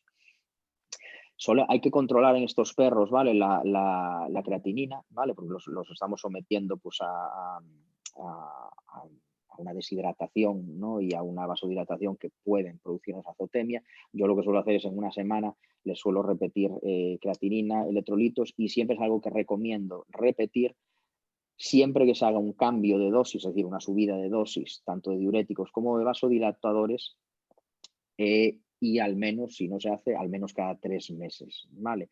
Incluso en aquellos casos donde tengo pacientes azotémicos, tratamos muchas veces de reducir la furosemida un 25% y ver qué pasa, es decir, control estrecho de la frecuencia respiratoria y si la frecuencia respiratoria asume, pues hay que fastidiarse y hay que asumir la azotemia porque no tolera el paciente pues una bajada de diurético. Un poco a modo de resumen, ¿vale? Si tengo un paciente con edema pulmonar, lo ideal son una CRI de furosemida de 1 miligramo kilo hora, previo uso de un bolo de 2-4 miligramos kilo intravenoso, permitir el acceso al agua, Pimovendán intravenoso si se puede, ¿vale? Oxígeno, la que vosotros queráis, si es con cánula o con jaula, sedación, lo he dicho antes, es decir, butorfanol muy seguro, tratamientos mecánicos como pericardio, pleurocentesis o abdominocentesis si hacen faltas, cuidados mínimos, teniendo sobre todo esa precaución especial en el caso de la cabeza, en gatos broncodilatadores y en casos de shock cardiogénico o hipotensión marcada puede ser necesario una infusión de dobutamina o en caso de edema refractario puede ser incluso necesario el uso de potentes venodilatadores como el nitroprusiato, pero es raro, ¿vale? ¿Qué pasa ya cuando el paciente le damos el alta, ¿no? Y damos ya lo que viene a ser la terapia crónica? Y 10 minutos acabo, prometido. Bueno, es imposible hablar de esto sin hablar del consenso, ¿vale? Sabéis que el ADVIN hizo un consenso hace, bueno, ya en el 2009, pero lo renovaron ahora recientemente en el 2019 y sabéis que clasificó la enfermedad cardíaca en 4 estadios, ¿vale? El estadio A, que es la enfermedad mitral, no la enfermedad cardíaca, o sea, la enfermedad de la válvula mitral, aunque si bien es cierto que a veces es inevitable extrapolar esta misma clasificación a otras patologías cardíacas, ¿vale? El estadio A es el perro en riesgo de padecer la enfermedad, pero que no la padece. El estadio B es el perro que padece la enfermedad, pero no tiene signos clínicos de insuficiencia cardíaca congestiva, es decir, que la enfermedad no es aún, tiene enfermedad cardíaca, pero no tiene insuficiencia cardíaca. El estadio C es en el que ya hay insuficiencia cardíaca congestiva, es decir, ya hay o ha habido edema pulmonar, y el estadio D es el estadio refractario, ¿vale? El estadio terminal. Y dentro del estadio B diferenciamos entre B1 y B2. B1 cuando no hay cardiomegalia y B2 es cuando ya hay cardiomegalia. Y ahí es donde empezamos a tratar, ¿vale? Es decir, que hoy en día no se recomienda ausculto un soplo un perro, boom, tratamiento. No, lo que se recomienda es hacer una prueba de imagen y en función de esa prueba de imagen decidir si tratamos o si revisamos en X tiempo. ¿Cuál es el tratamiento que se recomienda? Bueno, hoy en día, el primer consenso, no había consenso sobre qué usar para tratar, pero hoy en día sí, ¿vale? Es decir, desde que salió el estudio EPIC, todo el mundo recomienda Pimobendan, ¿vale? Es el medicamento donde la evidencia científica es altísima, ¿vale? De que merece la pena usarlo, y sabéis que el EPIC demostró que los perros que se les da Pimobendan en estadio B2 tardan en desarrollar insuficiencia cardíaca congestiva de media unos 15 meses, ¿no? Frente a placebo. ¿Hay más cosas que dar en este estadio? Bueno, todo lo que podáis dar aquí, que sepáis que lo que no hay es una evidencia o la evidencia es débil de que vaya a funcionar, ¿no? Por ejemplo, la dieta se puede dar, no hay mucha evidencia, pero sí que es cierto que el riesgo de que vayas a hacer daño, digamos, al perro con la dieta es bajo, ¿vale? Con los IECAS la cosa es un poco más complicada, ¿vale? Porque el riesgo sí a lo mejor es más alto y la evidencia sigue siendo baja. No obstante, sí hay panelistas, ¿no?, en el propio consenso que siguen recomendándolos, con lo cual yo creo que esto es muy personal de cada uno. O sea, os encontraréis cardiólogos que recomendarán, oye, estadio 2, trátalo con Pimobendan, con benaceprilo, y otros donde simplemente os recomendarán Pimobendan o Pimobendan y dieta, ¿vale? El estadio C, que es ahora en el que estamos un poco hablando, es decir, una vez que ya hemos estabilizado al paciente, lo que se considera el tratamiento estándar de la insuficiencia cardíaca congestiva, es decir, ese tratamiento que van a llevar todos los perros, serían 4 fármacos, ¿vale? Que sería la furosemida, un IECA, el Pimobendan y la espironolactona, ¿de acuerdo? Más o menos, pues el tema de la dieta. ¿Qué pasa con los IECAS? Bueno, con los IECAS quizás es el medicamento más lógico de usar cuando tú tienes una enfermedad cardíaca, una insuficiencia cardíaca congestiva, ¿no? Fijaros que el IECA bloquea el sistema renina-angiotensina-aldosterona, produce vasodilatación y evita la retención de agua y sodio. Es decir, que es lógico usar un IECA, ¿no? Sin embargo, las evidencias científicas dicen que, o los estudios dicen que realmente, bueno, su utilidad es bastante limitada. Y sobre todo si los comparamos contra el Pimobendan, donde la evidencia ha sido muy alta, pese a que no sabemos ni siquiera por qué funciona el Pimobendan, porque eso es una realidad. Es decir, no sabemos realmente si el Pimobendan en estos casos, su efecto beneficioso es el efecto vasodilatador, es el efecto inotropo, es el efecto luciotropo, es el efecto antiinflamatorio, no lo sabemos, ¿no? Y sin embargo el Pimobendan sabemos que funciona, y los IECAS, pues en estos casos, pues tenemos incluso algo de duda. ¿Qué pasa? Que lo que sí que se ha visto o se descubrió hace unos años es que hay lo que se llama un escape de aldosterona. Es decir, que tú, aunque bloquees la enzima convertidora de angiotensina 1 o angiotensina 2, parece que el eje sigue por otras vías y al final acaba produciéndose aldosterona en un alto porcentaje de perros. Es decir, que se estima que digamos que el IECA es eficaz en torno a un 40% de los perros. Es decir, que prácticamente la mitad de los perros a los que les das un IECA no le estás haciendo nada, ¿no? Por eso, quizás hoy en día el consenso no dice que no usemos IECAS, dice que sí que usemos IECAS, o al menos que no hay mucha evidencia, pero que sí que la mayoría de los panelistas recomiendan el uso de IECAS en el estadio C, pero que probablemente que si tenemos que usar IECAS los usemos bien. Y usarlos bien probablemente requiere usar las dosis más altas tolerables, ¿vale? Y hoy en día, por ejemplo, el benacepril se usa 2 veces al día, o lo recomendable es usarlo 2 veces al día, y probablemente hay que usarlo acompañado de espironolactona, es decir, de un diurético ahorrador de potasio que bloquea la aldosterona, de manera que estás bloqueando el eje renina-angiotensina-aldosterona en 2 puntos distintos. Una cosa que recomiendo yo con los IECAs es valorarla, bueno, yo y no soy yo, es lo que se recomienda con los IECAs es valorar la tolerancia al IECA, ¿vale? Es decir, yo suelo empezar con el IECA a dosis de 0,5 miligramos kilo una vez al día, tengo una CREA medida, una creatinina basal, en 3 días más o menos, 3 días, una semana, repito la creatinina, y si sube más del 30% considero que no es tolerable. Y si no, lo que hago es duplicar la frecuencia del IECA, es decir, lo pongo 2 veces al día y en otros 3 días, una semana, vuelvo a medir la creatinina, ¿vale? Para ver si tolera esa ración de IECA. Y la espironolactona, que yo os digo que se clasifica como un diurético, su utilidad no es tanto la del diurético, aunque sí que tiene efecto sinérgico, ¿no? con la furosemida, y aunque sea pues ese 2% que nos permite de aumento de la excreción de sodio, pues probablemente merezca la pena usarlo, sobre todo si estamos con dosis altas de furosemida, y además también porque va a retener potasio, ¿vale? Que la furosemida se encarga de eliminarlo, con lo cual, pues por un lado, tiene ese efecto sinérgico, aumentando la diuresis y a la vez reteniendo potasio junto con la furosemida. Sin embargo, su uso fundamental radica en bloquear la aldosterona. Y es que se ha visto que tanto la angiotensina 2 como la aldosterona son sustancias, hormonas que participan en la inflamación, en la fibrosis y en la remodelación cardíaca, ¿vale? Con lo cual, la utilidad es fundamental esa, ¿no? Y parece claro que si tenemos que usar un IECA, lo lógico sería combinarlo con espironolactona, ¿vale? Se suele usar en perros a dosis de 2-4 miligramos kilo una vez al día, aunque se puede usar en estadios más avanzados, pues incluso 2 veces al día.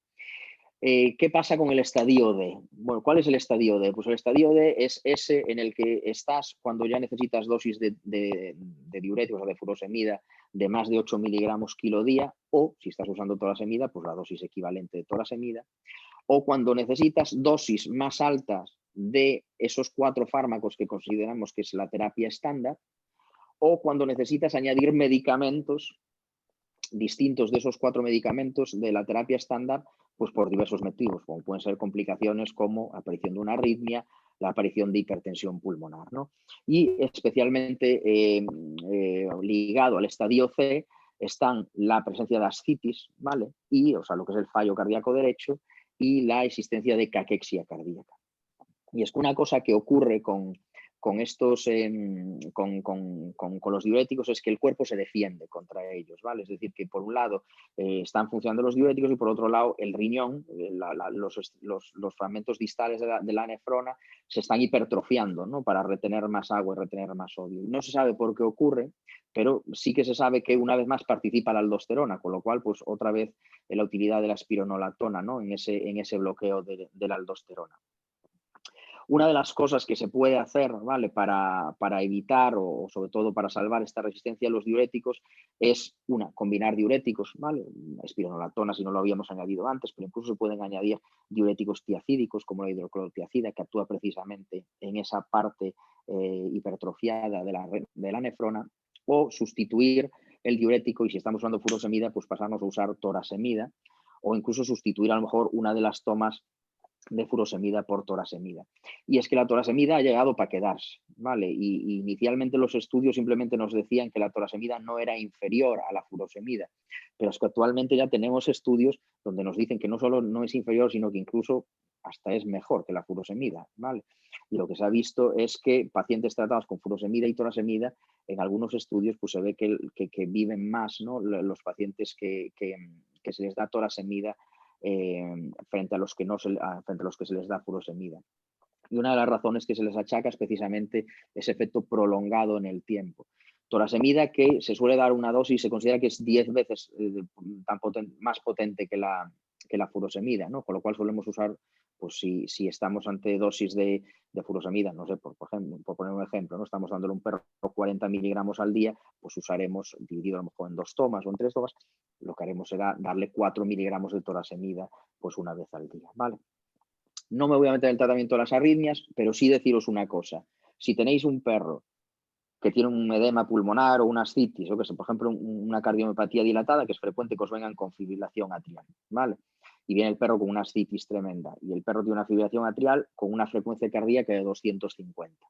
No pretendáis controlar la insuficiencia cardíaca congestiva hasta que se controle esa arritmia. Es imposible, ¿vale? Es decir, esa arritmia, esa frecuencia cardíaca, porque la arritmia realmente no la controlas, lo que haces es bajar la frecuencia cardíaca, es fundamental para controlar la insuficiencia cardíaca congestiva. Fijaros que tenemos que echar mano, el corazón nos ayuda a eliminar líquido. Y si el corazón va a toda velocidad, no le da tiempo a hacer el efecto de bomba que es, ¿no? Es decir, no le da tiempo a llenarse, con lo cual, pues prácticamente como si no existiera. Vale, entonces muchas veces tenemos que echar mano de fármacos antiarrítmicos y para las arritmias supraventriculares fundamentalmente usamos digoxina y diltiazem, con la salvedad que la digoxina tarda más en hacer efecto, ¿vale? Con lo cual, en esos casos donde las frecuencias son súper altas, tenemos que usar el diltiazem o al menos combinar las dos cosas. ¿Qué pasa con ese perro que tiene insuficiencia cardíaca congestiva o tiene una regurgitación mitral muy grande y de repente empieza a desmayarse y se desmaya 13 veces al día y cosas así? Bueno, pues pensar que ese perro ha desarrollado una hipertensión pulmonar, ¿vale? Y es algo que es una complicación muy frecuente de la enfermedad mitral o de la enfermedad cardíaca en general, ¿vale? Puede ocurrir con cualquier enfermedad que cause sobrecarga de volumen del lado izquierdo. Que hace poco la DIN sacó otro consenso, o sea, tenéis un consenso también muy interesante, aunque muy denso, de la hipertensión pulmonar, donde la clasifica, pues lo que es, por ejemplo, la causada por parásitos, ¿no? Por filaria, la causada por enfermedad respiratoria crónica, la causada por tromboembolismo, etcétera. Y habla un poco también del tratamiento, ¿no? Y habla precisamente de los afilos, ¿no? Es decir, de la Viagra, del sildenafilo, que es un inhibidor específico de la fosfodiesterasa 5, por eso actúa muy bien como vasodilatador de las arterias pulmonares. Y básicamente es un medicamento que su utilidad es para tratar la hipertensión pulmonar derivada de estos problemas de fallo cardíaco congestivo izquierdo, ¿no? Es decir, derivados de la enfermedad cardíaca izquierda, ¿vale? Pero lo que sí que te dicen es, como tampoco tenemos muchas cosas para tratar la hipertensión pulmonar causadas por otros problemas, es decir, aunque tenga una filaria el perro y trates la filaria, merece la pena usar la Viagra también, ¿vale? Porque no hay otra cosa, ¿vale? Es decir, que en estos perros, desgraciadamente, el pronóstico no suele ser bueno. Es decir, la hipertensión pulmonar es un factor mal pronóstico en cualquier enfermedad.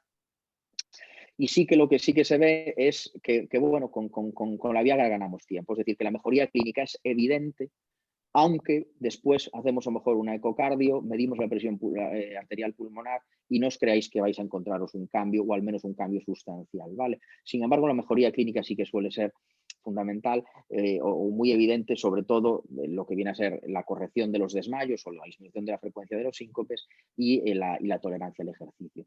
Como alternativas, que sepáis que ya hay estudios con el taladafilo, ¿vale? Que puede ser a lo mejor algo más económicamente viable y que se puede dar una vez al día.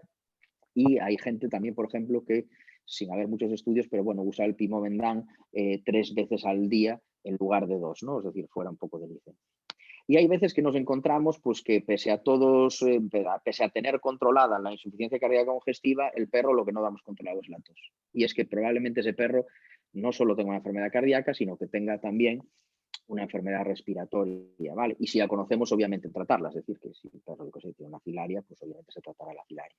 Pero si no, ¿qué podemos usar? Bueno, los antitusígenos son seguros, ¿vale? El problema es que también hay que creer en ellos, ¿vale? Es decir, que no hay estudios en perros, ¿vale? Usando antitusígenos.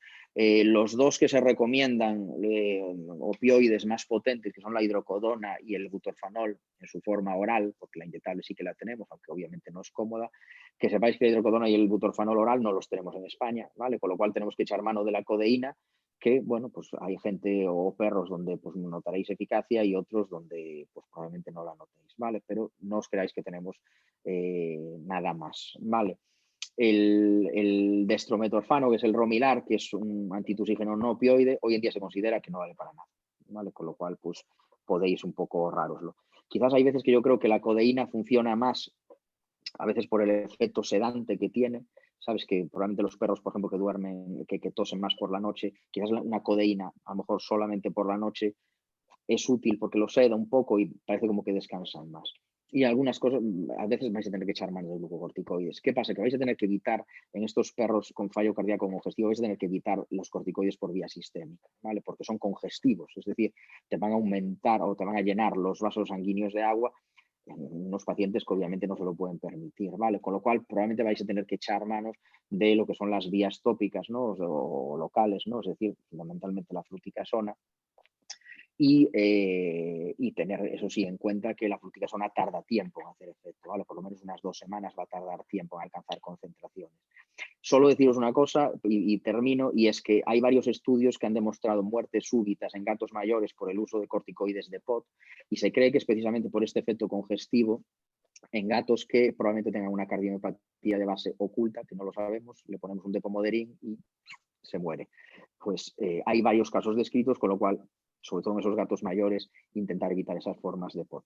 Y con esto y un bizcocho, esto nada, esto ya es el resumen.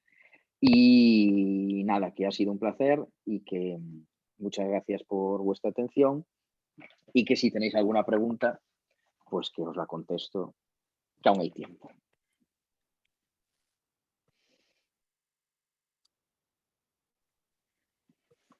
Vale, pues dejamos un ratito entonces para ver si tienen alguna duda. De momento no hay ninguna pregunta. Pues me largo. Ah, no, espera, perdón.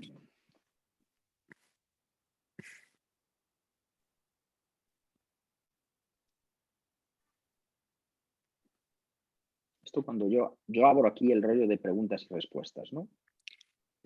Sí, ahí arriba, Y si se aquí, despliega, y aquí es donde tendrían que salir. sí. Vale.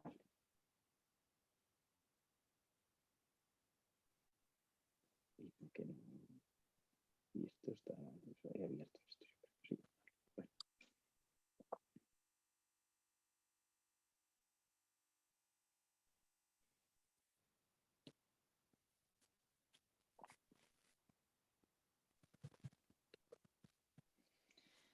Ay, bueno, pues nada. La playa de las catedrales, por cierto, si a alguien le gusta. A ver, alguien dice algo. Hola. Vale, y me preguntan, ¿el salbutamol cuando se usa es siempre inhalado? Bueno, dentro de lo que son los broncodilatadores, el salbutamol es inhalado, sí, ¿vale? Pero si necesitas echar mano de algún broncodilatador por otra vía, bueno, pues que sepas que tienes, por ejemplo, la teofilina o la terbutalina, la tienes oral. El problema que tenemos en este país, que no tenemos la forma inyectable de terbutalina, y cuando coges pues libros, ¿no? Que estás mirando, pues es el Leslie King y dices, ¿cómo tratar la asmaferina? Y te dicen, usa una dosis inyectable de terbutalina. Nosotros no podemos hacerlo, ¿vale? Por eso creo que la vía más rápida en este caso y más lógica, sobre todo porque darle a lo mejor un jarabe en ese momento pues al gato o al perro es extremadamente peligroso, creo que el Ventolin es muy útil y actúa muy rápido. Sí que tenéis que tener en cuenta una cosa, y es con estos broncodilatadores inhalados, es que en personas se ha demostrado que pueden producir inflamación de la vía aérea. Es decir, tú por un lado los estás dando para tratar por la enfermedad respiratoria y después ellos sí que pueden promover inflamación y promover fibrosis cuando se dan de forma crónica, ¿vale? Por eso no se recomienda dar de forma crónica, o sea, no se debe dar más de una semana seguido. Pero es una herramienta fundamental para tener en el botiquín de emergencias todos esos pacientes que tengan, o dueños que tengan, pues, por ejemplo, gatos con asma o perros con toses crónicas, con bronquitis, para usarlos precisamente en esos momentos, porque en esos momentos actúa de forma muy rápida, ¿vale? Vale, me pregunta también, ¿has empleado alguna vez el Pimovendan inyectable en gatos o solamente oral? Gracias, es un gusto escuchar, como siempre. Muchas gracias. El Pimovendan inyectable en gatos, al igual que en perros, que el oral, su uso, digamos, en gatos es fuera de licencia, ¿vale? Es decir, que tú obviamente te tienes que ver obligado a avisar al dueño, o no, cada uno, pero bueno, de que estás usando un medicamento que no, su uso no está autorizado en gatos, ¿vale? Pero os diré que sí, lo uso, lo he usado y va estupendamente y no he tenido ningún problema. Lo único que tenéis que tener en cuenta en gatos es, os dije que el Pimovendan, la única contraindicación que tiene es las patologías obstructivas, ¿no? Es decir, la estenosis subaórtica y la estenosis pulmonar, ¿no? ¿Qué pasa? Que la cardiopatía hipertrófica, que es con diferencia la cardiopatía en este caso, más frecuente en gatos, se clasifica en obstructiva o no obstructiva. Es decir, que la propia hipertrofia del septo puede producir una obstrucción del trato de salida, es decir, te puede producir una estenosis subaórtica, ¿vale? ¿Qué pasa? Que eso muchas veces tú no lo sabes, ¿no? Y en ese gato que tiene una cardiopatía hipertrófica tienes que decidir entre usar Pimovendan o no usarlo sin saber si a lo mejor tiene o no la forma obstructiva de la enfermedad.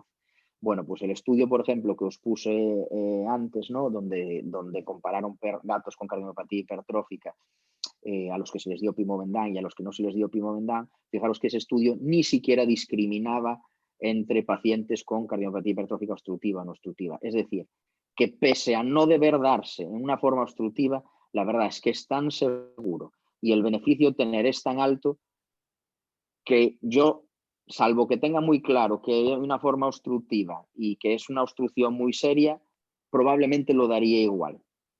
Vale, es decir, que sí, lo uso, pero eso sí, es fuera de licencia. A lo mejor estoy diciendo esto y ahora me va a empezar a llamar la policía secreta de los medicamentos o algo para denunciarme por decir esto en público, pero bueno, que yo me mojo y sí, os digo que lo uso en gatos también. Siguiente, en relación al tratamiento con Pimovendan en gatos, siempre después de ecocardiografía, que bueno, precisamente Xavier, que sabe mucho del tema, me está diciendo exactamente eso, ¿no? Es decir, en relación al tratamiento con Pimovendan en gatos, usas el Pimovendan siempre después de confirmar que no hay una patología obstructiva. Claro, mi respuesta es yo en concreto sí, porque yo hago, digamos que yo en ese momento, incluso con el gato de pie, te puedo hacer un ecocardio y decidir si ese gato tiene o no tiene una patología obstructiva, ¿vale? Es decir, que la mayoría de las veces doy el Pimovendan con más tranquilidad. Ahora, si ya os lo digo, si vosotros tenéis esa duda, incluso me atrevería a usar el Pimovendan, ¿vale? Porque el riesgo de tener, creo que frente al beneficio es muy alto. Espero haber contestado adecuadamente y que nadie me juzgue por esto.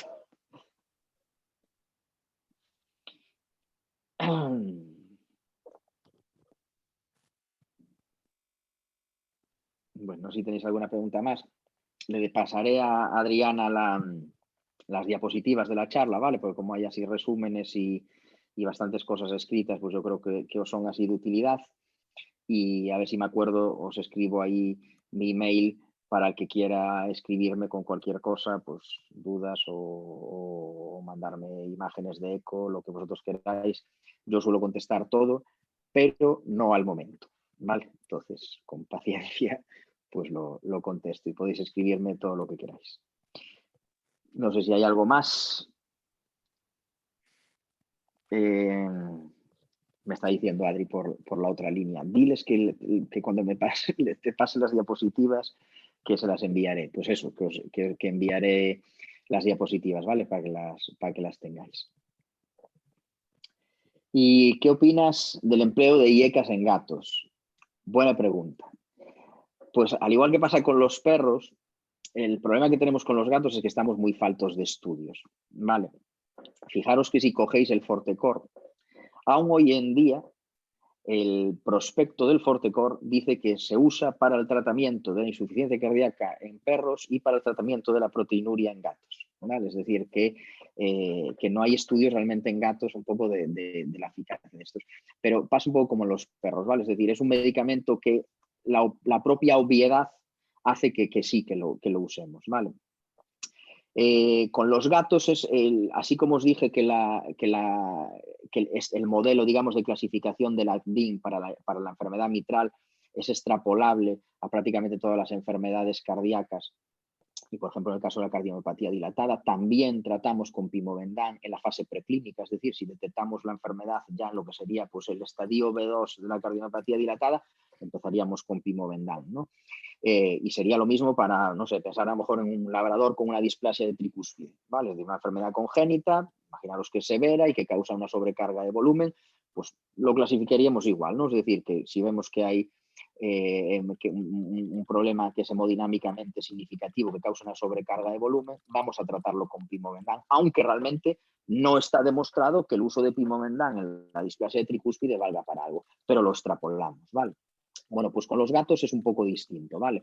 Es decir, hoy en día en los gatos se considera que lo que es la cardiomiopatía, que es lo que vemos fundamentalmente como enfermedad adquirida en gatos, no existe realmente un tratamiento genérico para todos los gatos, sino que los tratamientos son un poco individualizados, ¿vale? Se asume que la enfermedad puede tardar mucho tiempo en progresar, llámale cardiopatía hipertrófica, llámale cardiopatía restrictiva, pero no hay ningún medicamento, ni betabloqueantes, ni pimovendan, ni IECAS, que sepamos o que hayan demostrado que el darlos en una fase preclínica vayan a ralentizar la progresión de la enfermedad, ¿vale? Eso sumado que los gatos incluso es difícil darles medicación en muchos casos, muchas veces hace que gatos que no tengan otras complicaciones muchas veces no los tratamos con nada, ¿vale? Pero eso sí, a lo mejor resulta que ese gato tiene una dilatación muy grande de la aurícula, que predispone, por ejemplo, al tromboembolismo. Sabéis que los gatos son especialmente dados, ¿no? O están predispuestos a hacer trombos, ¿no? Por culpa del éxtasis vascular cuando la aurícula es muy grande. Pues ese gato se tratará con antiagregantes plaquetarios. O resulta que el gato tiene disfunción sistólica o disfunción diastólica, pues ese gato lo trataré con pimovendan, ¿vale? Es decir, que trataremos cada caso en particular. Con respecto a los IECAS en gatos, yo creo que los uso directamente en gatos que bien ya vea una sobrecarga de volumen tan grande que sé que me va a hacer un edema, una insuficiencia cardíaca congestiva en breve, entonces ya probablemente empezaré con IECAS, y siempre los uso acompañando a los diuréticos. Acordaos lo que os dije antes, ¿no? Que cuando das furosemida, una cosa que vas a hacer de forma refleja es activar el propio sistema neuroendocrino, es decir, que la propia furosemida aumenta o activa el sistema renina-angiotensina-aldosterona, ¿vale? Por eso tiene lógica que cada vez que usas un diurético tengas que acompañarlo de un IECA, ¿vale? Entonces, sí, en gatos uso IECAS, por supuesto que uso IECAS, y sobre todo lo uso ahí, ¿no? Es decir, en el momento, a lo mejor el gato no está tomando nada, pero ya desarrolla un derrame pleural, un edema pulmonar, tengo que darle diuréticos y ya incorporo el IECA porque para prevenir, digamos, esa activación del sistema o de renina-angiotensina. Y me preguntarás, ¿y la espironolactona también? Y te diré que también, ¿vale? Hace unos años había salido un estudio que decía que la espironolactona, como efecto secundario, puede producir prurito facial en los gatos y bueno, es algo que es bastante fastidiado porque se desgracian la cara los gatos si ocurre eso, pero estudios recientes parece como que es un efecto secundario bastante anecdótico, o sea que no es tan frecuente como pensamos que ocurriría. De hecho, yo no he tenido ningún caso, afortunadamente. Siempre aviso a los dueños de que, oye, ojo que esto puede producir prurito facial. Si ocurre, avísame inmediatamente, lo retiramos, etcétera. Pero si no ocurre, es de mucha utilidad y sobre todo pues, si estás con altas dosis de diuréticos para prevenir esa pérdida de potasio tan alta que causa la furosemida, ¿vale? Y con respecto a la torasemida, empieza a haber estudios en gatos, ¿vale? Yo creo que de momento a mí me da un poco de... O sea, yo creo que aún no hay estudios suficientes en gatos para usar la torasemida, ¿vale? De hecho, he tenido algún caso que me han venido gatos tratados con torasemida. Yo de momento me parece un poco arriesgado, ¿no? Porque no tenemos aún tampoco una dosis bien definida, pero ya empieza a haber estudios, sobre todo del grupo francés de Valérie Chatboul, pues ya hay estudios que avalan el uso de torasemida en gatos. Cuando tienes un estadio B2, eres de los que pone IECA. Cuando estás en un estadio B2, eres de los que pone IECA, en base a que tomas esa decisión de incluirlo o no. Bueno, si quieres que me moje, te diré que no. ¿Vale? Que yo soy de los que sé que el pimovendan funciona, sé que el pimovendan funciona solo, sin ayuda de nada más. Y tengo, ojo, colegas que lo sé, que usan el IECA, ¿vale? No, suelo usar pimovendan solo y sobre todo cuando estoy en estadios iniciales, es decir, ese perro que detecto en un estadio B2 temprano y que a lo mejor va a estar en ese estadio B2 2 años y medio, 3 años, ese perro solo lo tengo con pimovendan. Y a lo mejor sí que le pongo IECA cuando veo que ya la sobrecarga de volumen es mucho más grande, ¿no? Y cuando empieza ya el riesgo, digamos, de edema pulmonar. Entonces, a lo mejor en ese momento añado el IECA y sí, añado el IECA combinado con espironolactona y empezando una vez al día, midiendo creatininas, duplicando luego la frecuencia y siguiendo midiendo creatininas. y si no he tenido, digamos, ese tiempo para incorporar el IECA, lo incorporo en el momento que empieza la terapia crónica de la insuficiencia cardíaca congestiva, ¿no? Es decir, cuando ya tengo el perro en casa sin edema pulmonar, con diuréticos, sea furosemida o sea torasemida, en ese momento el animal empieza con el IECA también.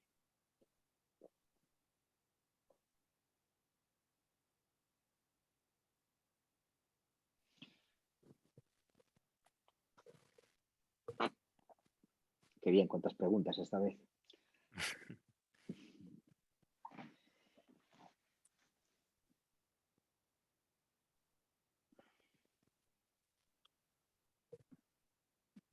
Ahí tenemos otra. Los complejos vitamínicos fortalecedores del músculo cardíaco, tipo omnicardio, ¿crees que son efectivos? Vale, mira, han salido en el mercado bastantes nutracéuticos, por así llamarlos, ¿no? Que suelen ser combinaciones de varias cosas, ¿no? Suelen estar enriquecidos con ácidos grasos esenciales, suelen estar enriquecidos también con aminoácidos esenciales tipo taurina, carnitina,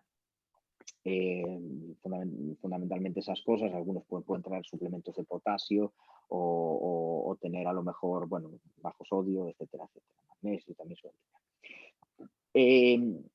No hay, una vez más, no hay muchos estudios, es decir, pasa un poco lo mismo que con las dietas. De hecho, pues también es otra de las cosas que digamos que van incorporadas a las dietas, ¿no? Es decir, si tú coges una dieta cardíaca y ahora tenéis, por ejemplo, ha salido recientemente en el mercado una que tengo que decir que tiene una pinta muy buena, incluso que tiene estudios que la avalan, pues usada incluso en el estadio B1, que incluso que parece como que retrasa la progresión de la enfermedad, ¿no? Con lo cual, pues me parecen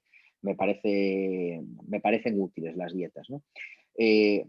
Pero dentro siempre de una lógica, ¿vale? Es decir, dentro de los complejos vitamínicos a mí me tiene sentido usar los ácidos grasos. ¿Por qué? Por varios motivos. El primero, es la única cosa que ha demostrado eficacia contra la caquexia cardíaca. ¿Vale? Caquexia cardíaca que ocurre fundamentalmente en razas grandes con disfunción miocárdica, es decir, prototipo cardiopatía dilatada, ¿no? Y que se cree que ocurre tanto por la mala absorción que en esos pacientes muchas veces tienen por culpa de la insuficiencia cardíaca congestiva derecha, en muchos casos, la mala absorción que tienen los medicamentos y los nutrientes, la mala distribución que tienen también por el bajo gasto cardíaco, es decir, que si no funciona el corazón, digamos que el transporte de los nutrientes y de los medicamentos también es malo, pero también por el propio efecto inflamatorio que generan los tejidos, pues la hipoxia y la propia enfermedad cardíaca, ¿vale?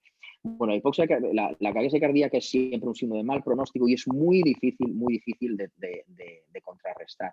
Y lo único que se ha visto cierta eficacia, y sobre todo más previniéndola que tratándola, son los ácidos grasos omega 3, ¿vale? Además de que tienen efecto antiinflamatorio, y ahora pues hay estudios pues hasta con coenzima Q10, ¿sabes? Como tratamientos como antioxidantes y cosas de esas, parece como que para prevenir también toda esta inflamación, fibrosis y remodelación cardíaca. ¿Qué pasa? Que de momento digamos que su evidencia es muy débil, sobre todo si la comparamos con el pimobendan, ¿vale? Es decir, que si yo tengo un perro en estadio B2 y tengo que elegir entre dar pimobendan o dar una dieta o dar nutracéuticos, siempre te voy a dar el pimobendan. Ahora, si me dices que es un dueño súper motivado y a lo mejor ese perro no está tomando, por lo mejor es un perro mayor y que está tomando el pienso renal o es hipoalergénico porque es alérgico o toma sabe Dios cuál, ¿no? Entonces, pues a lo mejor si ese perro puede asumir y el dueño pueden asumir darle un pienso cardíaco, creo que sí que le daría un pienso cardíaco, ¿vale? Pero a lo mejor si resulta que ese perro tiene una alergia alimentaria o una IBD y en el momento que le doy el pienso cardíaco lo voy a descoyuntar, te diré que no le doy el pienso cardíaco. Después, ¿tiene sentido usar aminoácidos esenciales, taurina, carnitina, etcétera? Pues una vez más, evidencia muy baja y quizás lo que sí que tendría sentido sería usarlos si tuviésemos una cardiopatía por deficiencia de esos ácidos grasos, de esos aminoácidos esenciales. Como, ojo, están descritas, por ejemplo, en la raza Cocker, ¿vale? Es decir, el Cocker español americano es un perro que puede tener cardiopatía dilatada y puede tener una cardiomiopatía dilatada por deficiencia nutricional, ¿vale? Y se ha demostrado también en boxers, se ha demostrado también en gatos, por ejemplo. Entonces creo que en esos animales, si aún encima además mides taurina, carnitina y te dan bajas, pues el suplementarlo tiene lógica. Si no tiene lógica suplementarlo, evidencia baja, ¿vale? Es decir, que probablemente te diría que ácidos grasos sí, lo demás pisí pisá, y si me lo dices que lo metemos todo en vez de en un bote, en una dieta, probablemente sería más pro dieta que no. Siempre tener en cuenta también otra cosa, y es el tema de las calorías, ¿vale? Porque muchos de estas dietas que están hechas para enfermedades crónicas son dietas calóricas, ¿no? Porque, pues yo que sé, un perro con enfermedad renal, pues adelgaza, pues venga, calorías al pienso renal, ¿no? Y resulta que a lo mejor tienes un perro, pues pensar en un perro mitrálico, ¿no? Un perro que tiene una endocardiosis y con colapso traqueal, que está gordo como una patata, pues ese perro hay que tener mucho cuidado con engordarlo más. Es más, todo lo contrario, incluso a lo mejor lo ideal sería ponerlo a adelgazar y después ya veríamos qué pienso le damos, ¿no? Es decir, que hay que mirar cada caso en particular, ¿vale? Es decir, que sí soy, o sea, si el dueño está motivado, sí soy muy de dar más cosas, no solo Pimovendan. Pero si hay otras cosas que no me avalan, digamos, o no me permiten dar estas dietas, o a la hora de tener que dar o no dar un nutracéutico, no soy tan de nutracéuticos, ¿eh? ¿Qué sedación empleas para drenar pericárdico? ¿Es suficiente solo con butorfanol? Muy buena pregunta. Pues mira, la verdad es que esto hace unos años lo hablé con Germán y la verdad es que me pareció una genialidad. Fijaros que el derrame pericárdico, el problema que tienes es que ese perro está en estado de shock, ¿vale? Es decir, que casi no hay llenado, ¿no? del corazón, con lo cual la cantidad de sangre que sale del corazón es muy baja, ¿no? Es decir, es un perro hipotenso. Entonces, claro, en ese perro meterle pues, una cepromacina, pues igual te lo cargas, ¿no? ¿Qué pasa? Que si ese perro lo coges y le pones una vía y le pones fluidos, y sí, le pones fluidos, pese a que el perro tenga una ascitis así, ahí sédalo con lo que te dé la gana. Es más, yo lo sedo con medeto y butorfanol. ¿Qué pasa? Que lo sedo intravenoso, con una dosis de medeto que intravenosa actúa rapidísima. Puedo usar a lo mejor la cuarta parte o la tercera parte de la dosis recomendable o la dosis de medeto, ¿vale? Y voy a destaponar, digamos, el corazón una vez el perro se queda sedado en escasamente 1 minuto. Es decir, yo en el momento que el perro, boom, me deja, yo tengo ya todo el equipo preparado, pues a algún compañero con la jeringuilla, el cubo, tal, y yo con la aguja, bumba, pincho el pericardio, a chupar. ¿Y qué puede tardar en sacar 2 jeringuillas de 50? 1 minuto. Pues ya con sacar 2 jeringuillas de 50, el corazón se va a expandir, podré seguir sacando líquido, pero la mayoría de las veces ese pequeño, digamos, drenaje ya va a permitir que el corazón se expanda, se llene, envíe la sangre que tiene que enviar, no tengas ya más riesgo de hipotensión ni nada. Es decir, que si lo haces con una dosis baja, intravenoso, y en el momento además que lo vas a drenar, es segurísima una sedación. Y ojo, muchos ni los sedo porque están tan hechos polvos que ni hace falta sedarlos. Pero los que tengo que sedar, estoy tranquilísimo con usando ya te digo, incluso una medeto o desmedeto, pero por vía intravenosa.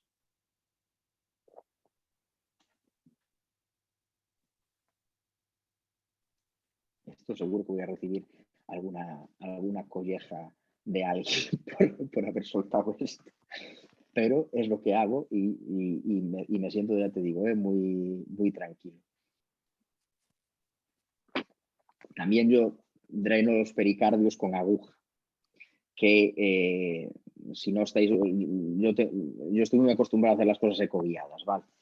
Entonces, a mí no me cuesta nada meter una aguja rosa en un pericardio y ver dónde está, desplazarla hacia un lado, hacia otro, pegarla hacia el pericardio para que no lesione el miocardio, pero sobre todo vosotros al principio, y si no estáis muy seguros, lo recomendable sería que usaseis un catéter. Hay catéteres ya especiales para drenar el pericardio, pero nosotros pues la mayoría de las veces usábamos catéteres de estos de caballos, de color gris o de color naranja, ¿no? Que son súper gordos, a los que simplemente le hacíamos a lo mejor un par de ojales más con un bisturí, y al meter el catéter, pues claro, lo que tienes es un trozo de plástico en el pericardio, ahí ya digamos que no hay riesgo ninguno. Problema que si el perro se te mueve o al mover la piel, ¿no? Desplazar la piel sobre el músculo, es fácil que el catéter se te doble o se te atasque y es un coñazo, ¿no? Entonces llegó un momento en el que yo dije, aguja rosa, y ahora prácticamente todos los dreno con aguja rosa, pero ya te digo, soy súper rápido por eso, porque es meter la aguja y empezar a chupar en nada de tiempo.